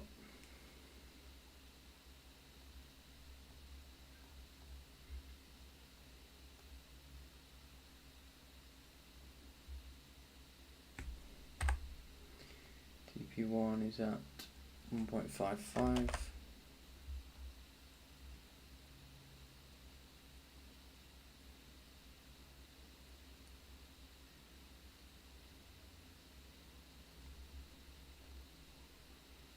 Set TP2 there. TP3 at the bottom.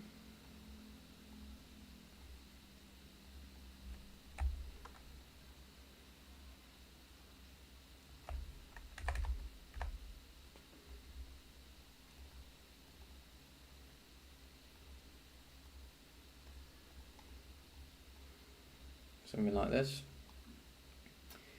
It's like a 4.1.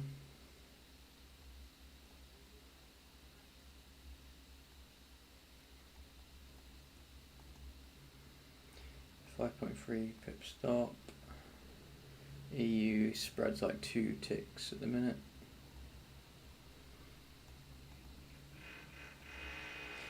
.5 pip stop then.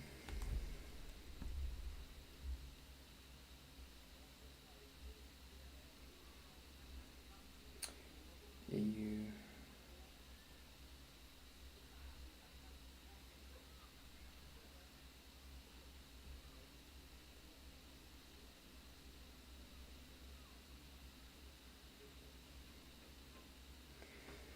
.36 lots I need on this bad boy.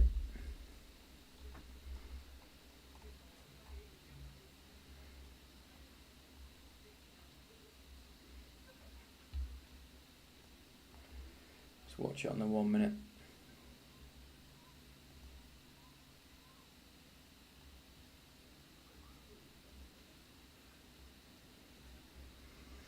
Well, we're at the level. Let me copy my stop first. Let's look for some 1 minute rejections from that level. So we're looking at these highs to get liquidated, that fair value gap to get mitigated. Can take that off so it's clearer. So these highs to be mitigated for their liquidity, fair value gap to get filled or at least tapped while not breaking the wave structure of this high and then coming down and taking that Asian low as we've already seen on GU.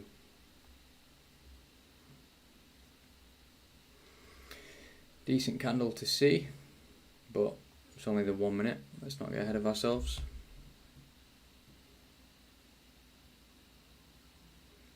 It's a 5.5 pip stop on EU.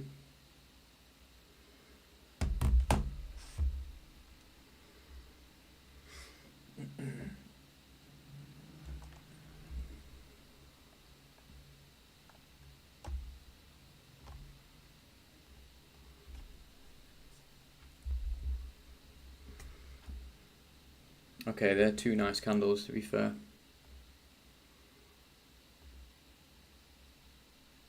It does want to reject. Might put a limit order on. 18 lots. Let's go. EU. New order. EU. Pending order. Sell limit. 18 lots. Yep. Stop loss. Couple ticks above. Entry. Selling into it. TP1.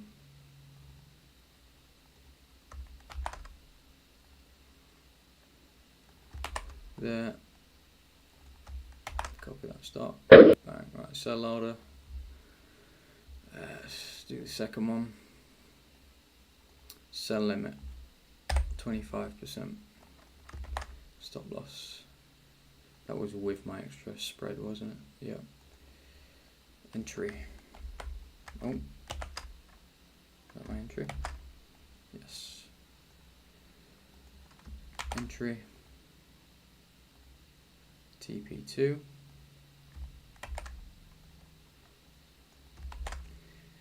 Couple ticks. Copy my stop.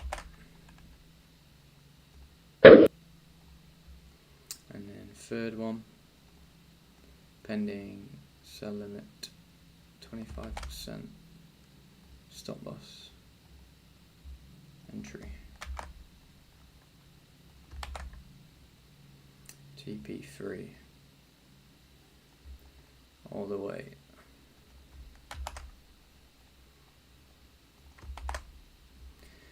I believe that's all good. So I'm looking to sell here, where that wick was.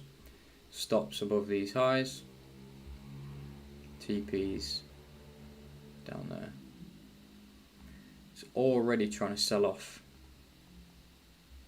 I'm looking for a limit order to tap me back in. Like this. Let me send that out in the VIP group.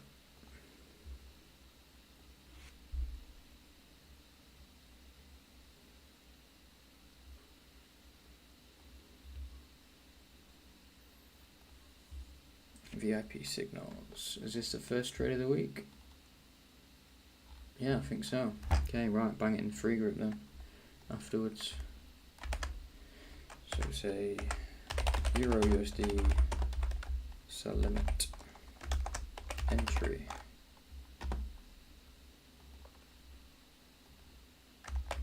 There. Stop loss. There. TP1, TP2, TP3, there. And then TP2 was here. TP1 was here. And that is a 1 to 4, 1 to 4.1. Cool. Alright, first trade of the week, so I'll send that in the free group as well. Forward that on. Free signals, Bosch, send. Cool. Right, now we wait. Got an sell is confirmed. Yes, sell limit. So we're not in yet. We're waiting for it to tap our entry. AU's miles away, mate. Don't worry about AU. It's fucking miles away. It's on the 1 hour. So yeah, I'm not really bothered about that right now. More concerned about this on the 1 minute.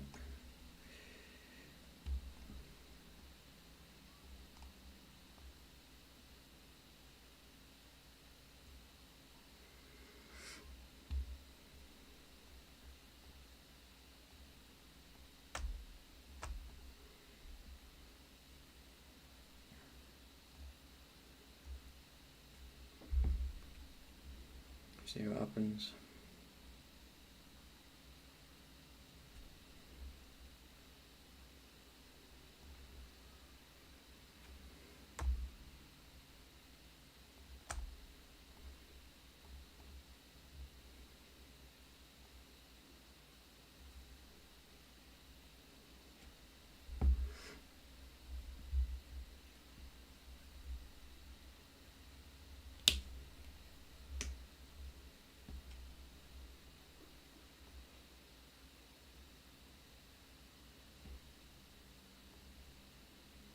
There we go, that should have tagged us in. Maybe. Let's see. Yeah, we're in. 36 lots deep, baby. See what happens. Equal highs there.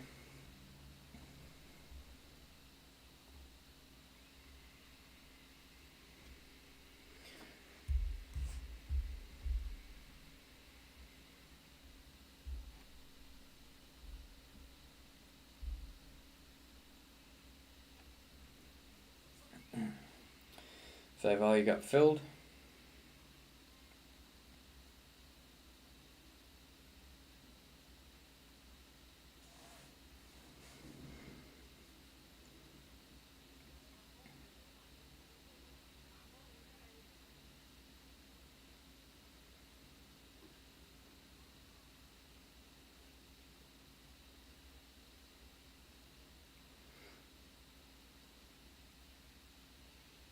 Just thinking about it. You can see buyers turning into sellers right now. That's closed 2 wicks off the FVG. That's nice.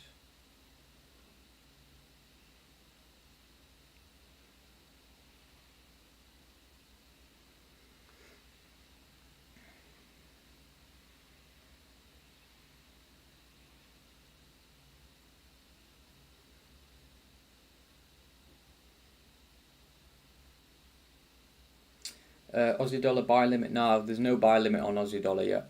It was purely just pricing it up.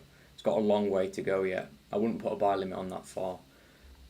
What I do is I basically set an alert. So you can see my alert level there. Once price gets to here, an alert goes off, and then we see what we want to do from there, depending on, is it right before a news event? Has some crazy thing happened in the world? Is some crazy thing happening on the chart? So yeah, I wouldn't set a limit this far away. Set an alert, wait for price to play out and be closer to time, and then go again and then reanalyze and see what you think at that time. But yeah, I wouldn't set one there. Right now we're just focused on this position.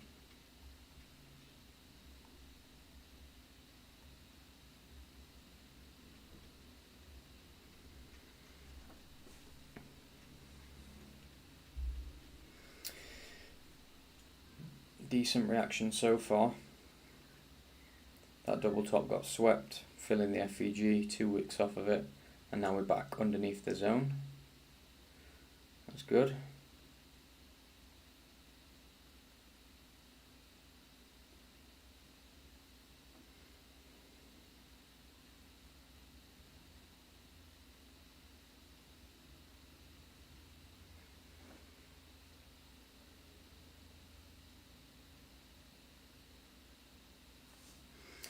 Nice, that's a nice 1 minute candle to see.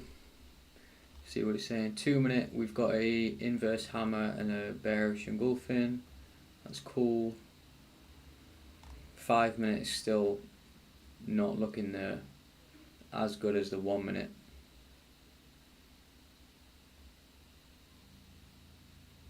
But that's because we're trading on the 1 minute, not the 5 minute. So, see what happens.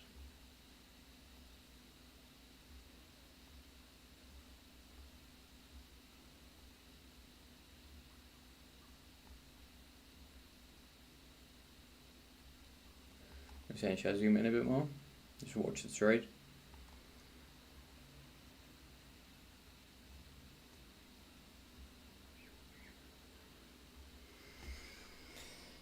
See if this baby falls.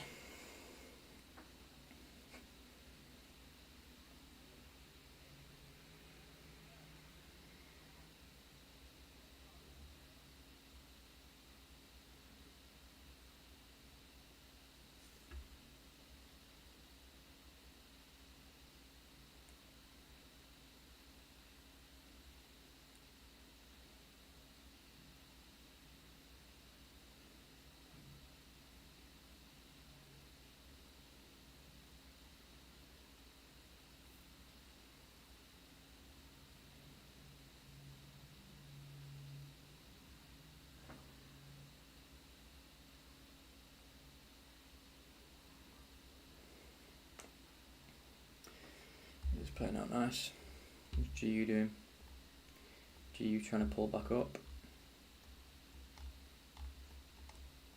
We're already just lagging behind this move really, so I don't care if GU goes up right now because it's sort of like a delayed move.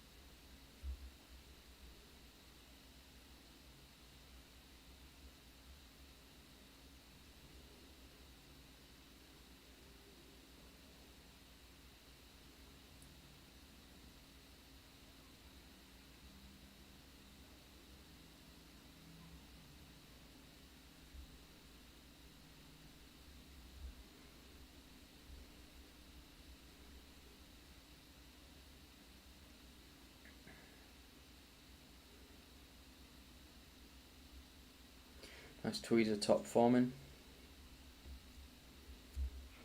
If that covers that previous 1 minute.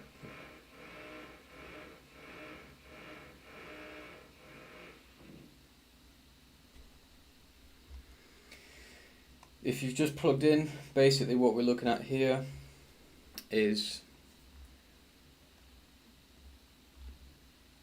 prices making higher highs and high lows. We had this low make this high, which is now tumbled back down. Prices broke beneath that low. Change of character to the downside, so we're just playing off of lower lows and lower highs now. What we've seen on GU is that GU actually swept this Asian low, but EU is yet to do that.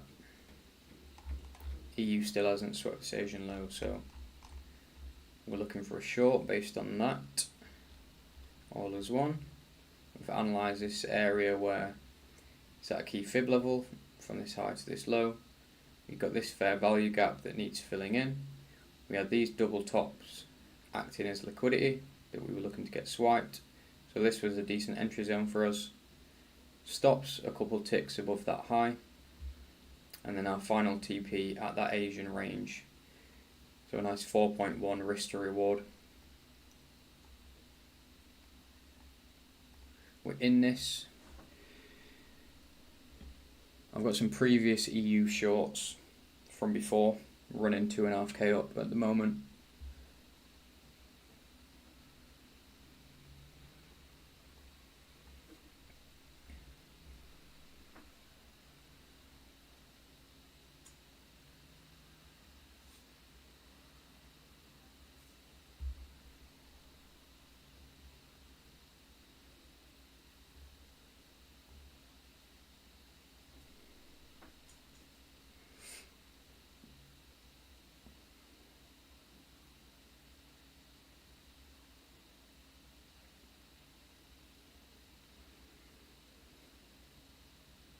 It's been kind of a sideways session here. We've got CPI news on the 130 mark, so see what happens before then. If price is just teetering around my entry level, coming up to CPI, then I'm probably just going to close out rather than risking it wick my stop. But we'll see where price can get to before then. Hopefully we take TP1. Might just take the full TP at TP1 if we haven't really moved much coming into CPI.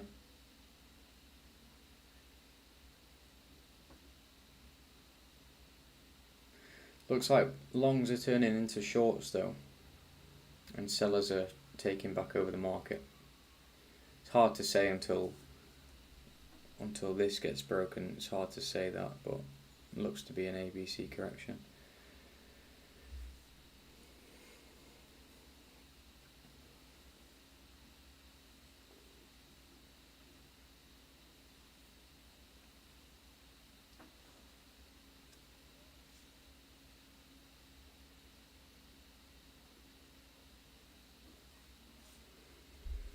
Was a 5 minute looking now any better?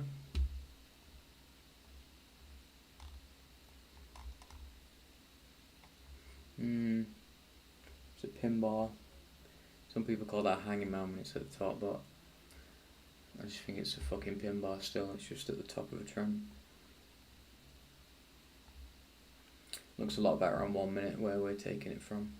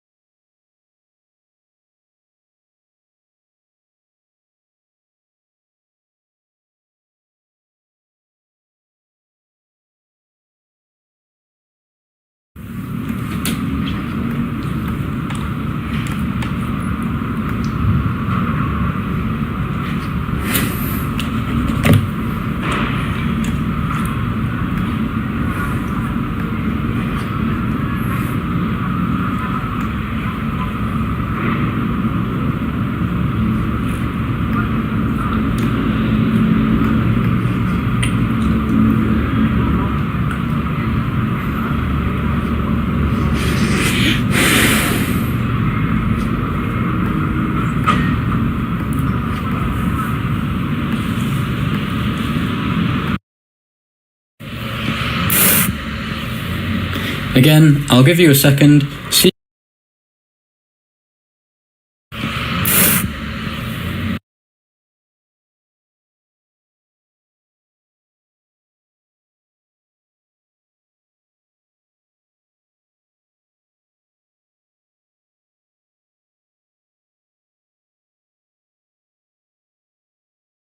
with the rising free methods that I've drawn here, notice how these three candles only engulf one candle previously. So 3 candles that fail to engulf 2 candles beforehand. That's a great way to see, is this a rising free methods or is this a free black crows? Again, I'll give you a second, see if you can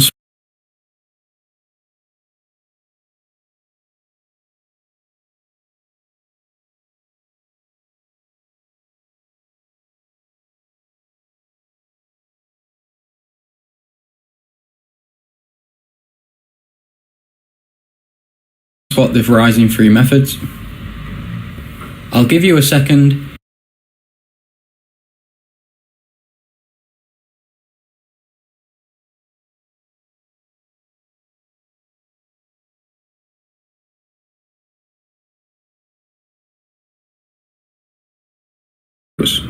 I'll give you a second, see if you can spot the rising free methods, and then we'll highlight it and I'll show you where it is.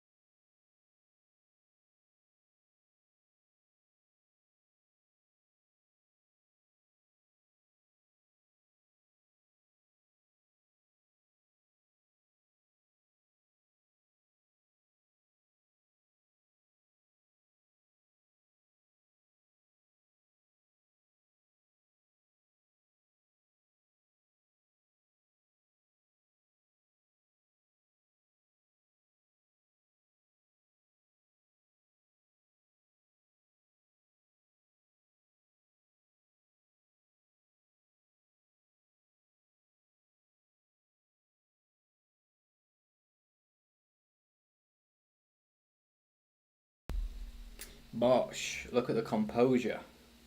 Not even fucking worried, mate. Not even worried.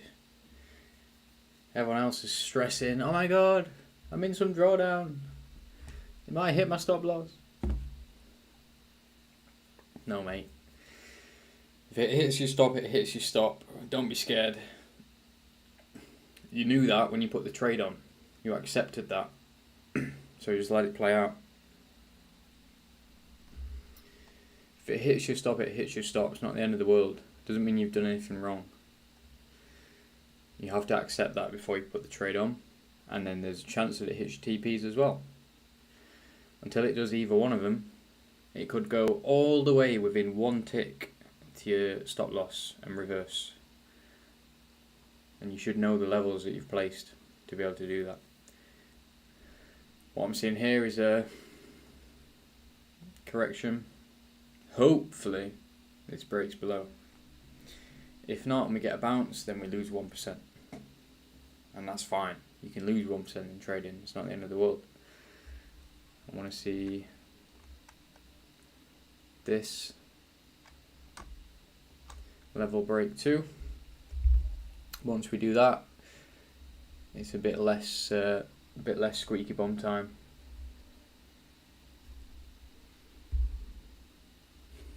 I'm going to remove that though because it looks fucking disgusting on my chart. Get rid of it.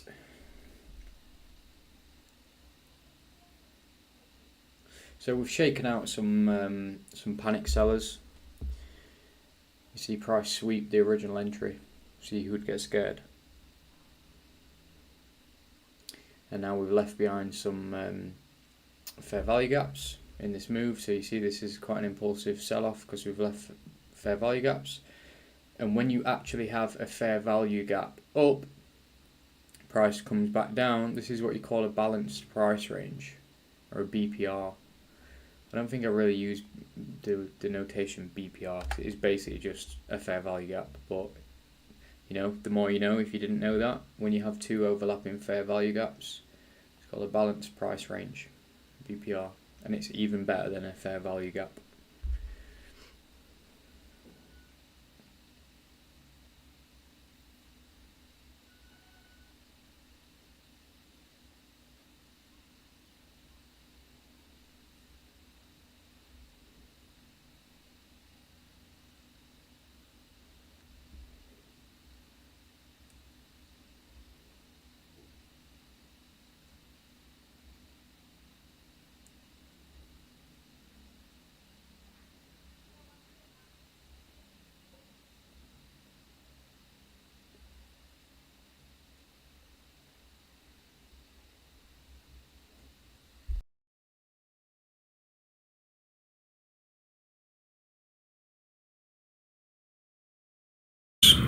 I'll give you a second, see if you can spot the rising free methods, and then we'll highlight it and I'll show you where it is.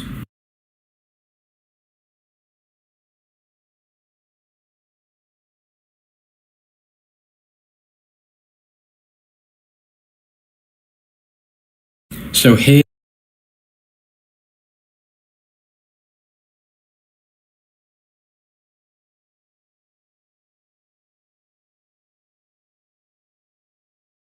here is a prime example of the rising free methods, and hopefully that Just a little conscious of time, so it's currently 18 minutes past 11. I usually trade up until midday. What I find from then is that an hour before New York, you know, you get some impacts of New York Open happening where people are wanting to close out their London positions before New York Open. That was a mouthful. So an hour before New York, I find that price action changes a little bit due to people, you know, cashing in profits or closing their positions. I fit myself into that crowd as well. Come 12 o'clock, you know, if the position hasn't gone all the way to TP or if it's not gone all the way to SL, sometimes, depending on where it is, I will just close the position at 12. And I am one of those people that I've just mentioned that will affect the price action. I mean, obviously, I'm not directly impacting price right now, but it's along that logic where I don't want to be trading between midday and New York Open. So we've got 40 minutes left for this to run. Curious as to where 1-to-1 is. So 1-to-1's there.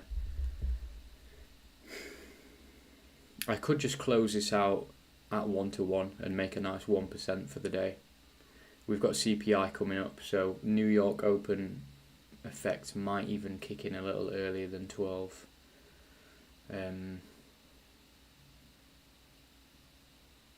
We'll see. We'll see what I decide to do. Not really sure yet.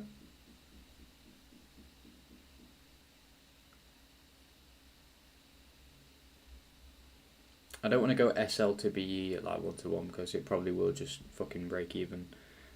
Like if a CPI wakes up and hits it. So I may just close out in full at 1-to-1, to be honest. Just based on time.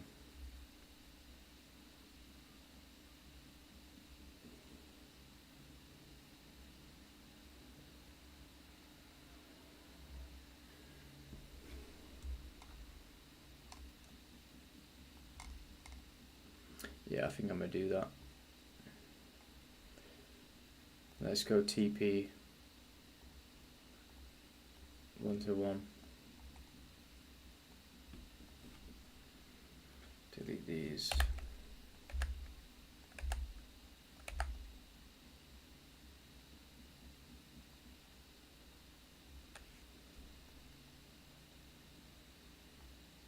Send it out an update.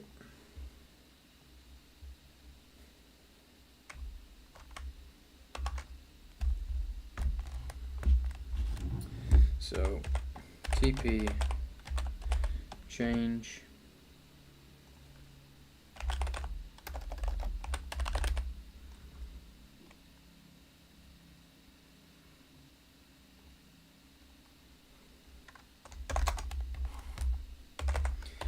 due to CPI release at 30/30.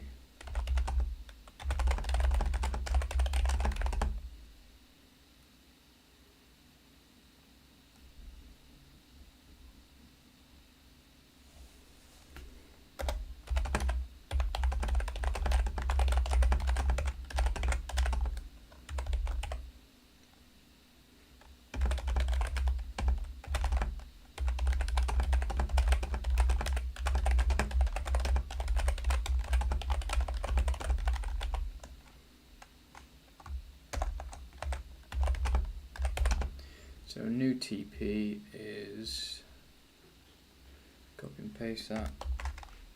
This.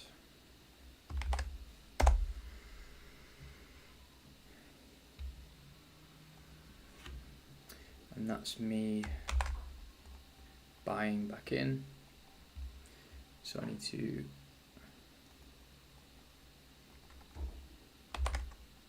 add, let's tick right now 2. Add 2 ticks on. There we go. Done. Modify that.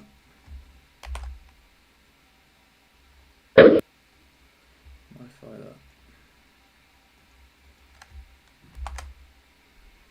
that. Cool, so just change that to a 1-to-1.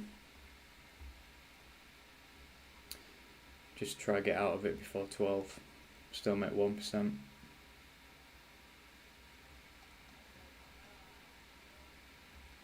Don't really want to hold it going into New York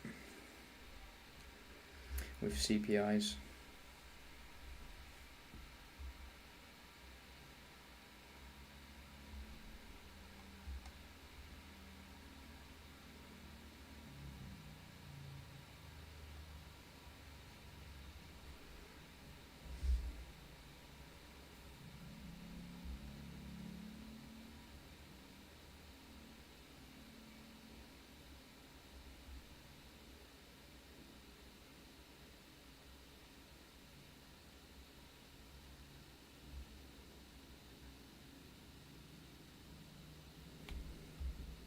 We're liking this 1 minute trend line, aren't we?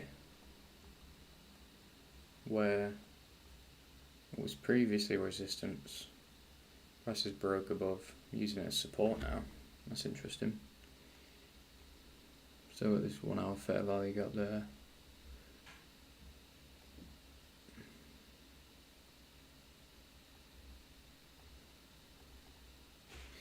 See if it takes that out, if price is wanting to push higher. I mean, even if it pushes lower, it's got to break it.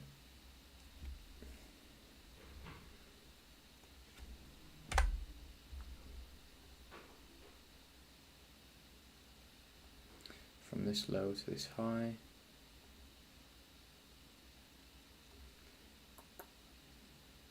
Bringing down to that golden level.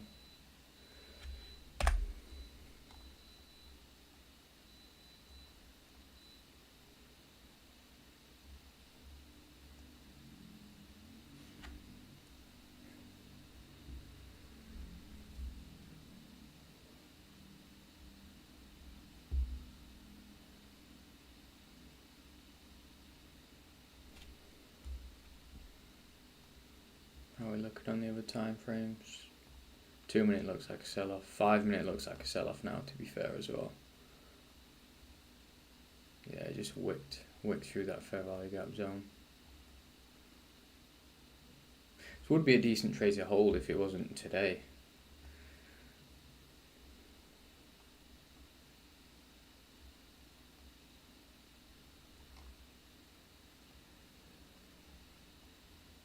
Don't let the 1 minute scare you.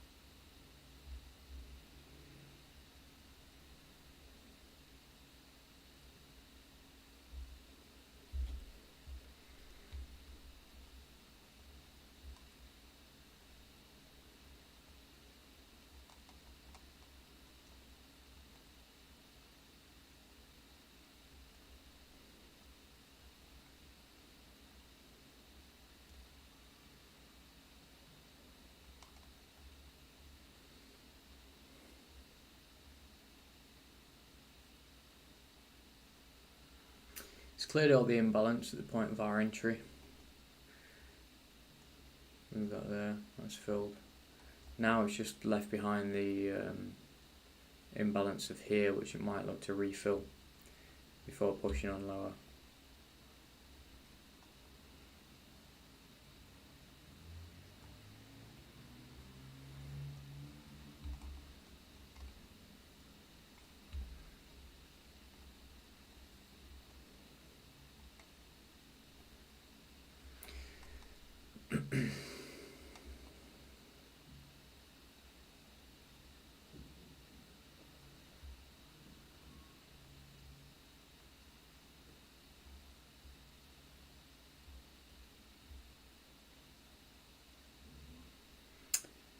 If you've just joined, I did have my TP all the way down here, but price is moving so slow at the moment. So we've got CPI news at 1:30. I usually like to be out by 12. It's 11:30 now, so I'm just trying to get out of this one quick before the effects of New York start taking place. I just want to hit a 1-to-1 on this, and then I'll call it. I do think it's going to hit my level. I do think it's going to take that Asian low, but you know, CPI coming up, so we might wick to get the liquidity for it and then come back down, which we don't want to be on the wrong side of. Now we've got this imbalance the price needs to cover.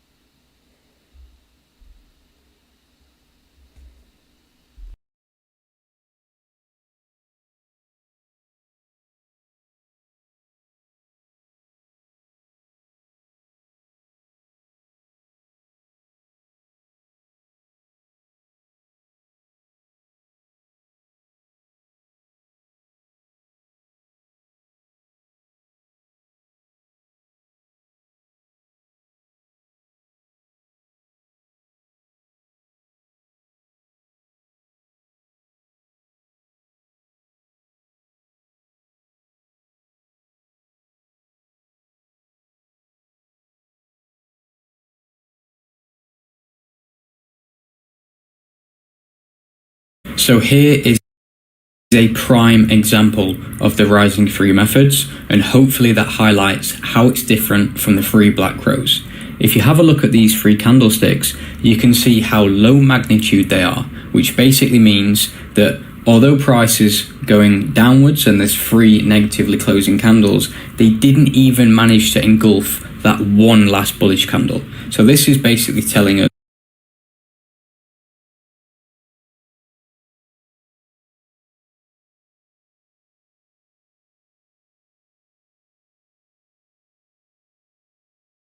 that it's just buyers closing their orders and the market isn't ready to short just yet.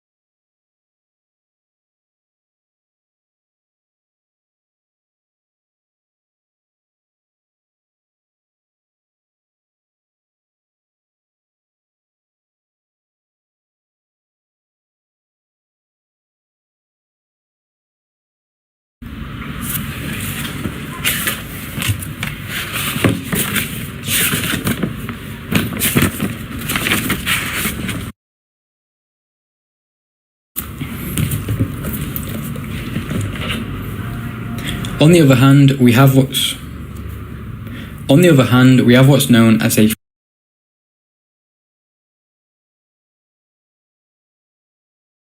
On the other hand, we have what's known as a falling free methods pattern. Likewise, this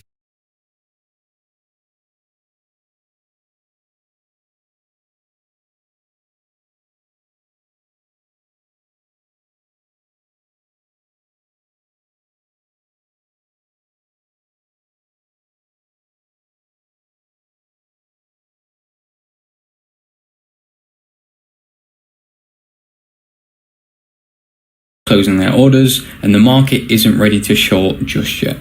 On the other hand, we have what's known as a falling free methods pattern. Likewise, this is where price is falling. We have these three bullish candles, which are low in magnitude and don't really engulf much of the previous price. After this, we can expect the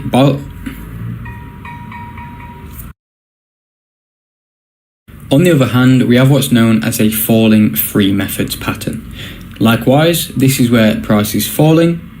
We have these three bullish candles, which are low in magnitude and don't really engulf much of the previous price.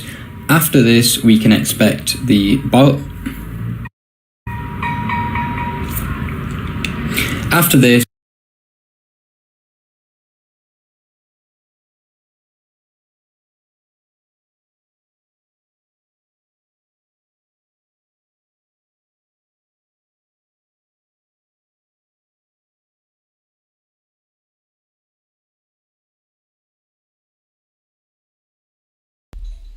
Okay, so to be honest, I'm probably just going to close this here at about break even. Price isn't really doing much. I don't want to close it in red, but it is basically break even. I'm going to close this at like break even because price isn't really going anywhere. The effects of New York Open seem to, like, price is just anticipating right now. So I'm just going to close those at around break even, like that. And yeah, just get on with my day basically. Price isn't really doing anything, we're just going sideways here. It's not the original trend that we wanted. It's not a loss, but it's a way for us to get out, you know, without the price action drastically changing. So I usually get out around 12 with this strategy every day, but with CPI at 1/2, it seems like, you know, price is just going to consolidate until then. So I'll get out of that one at about break even. See what that was. Yeah, like on a fucking on a 200k account, you know what I mean, that is literally like zero. But yeah, hopefully we have better price tomorrow. On another day, this would have been a decent trade, playing it all the way down here. Maybe it still plays out today, so we'll have to see.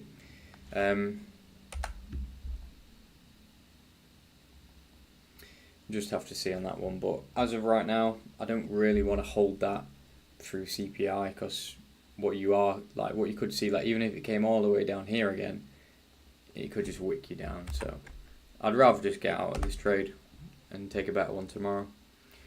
So yeah, on that note, let's see where this plays out to.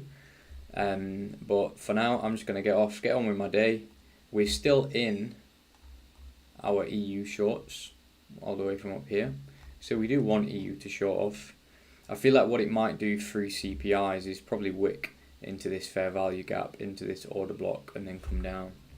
So we'll just have to see what happens, but either way, an intraday position is not what I want to be holding throughout New York Open on CPI day. So yeah, we'll call that one where it is not really doing anything, it's just going sideways. So yeah, hope you guys have learnt something from this live, at least. If we've not made money today, we've not lost money, we've just not made any.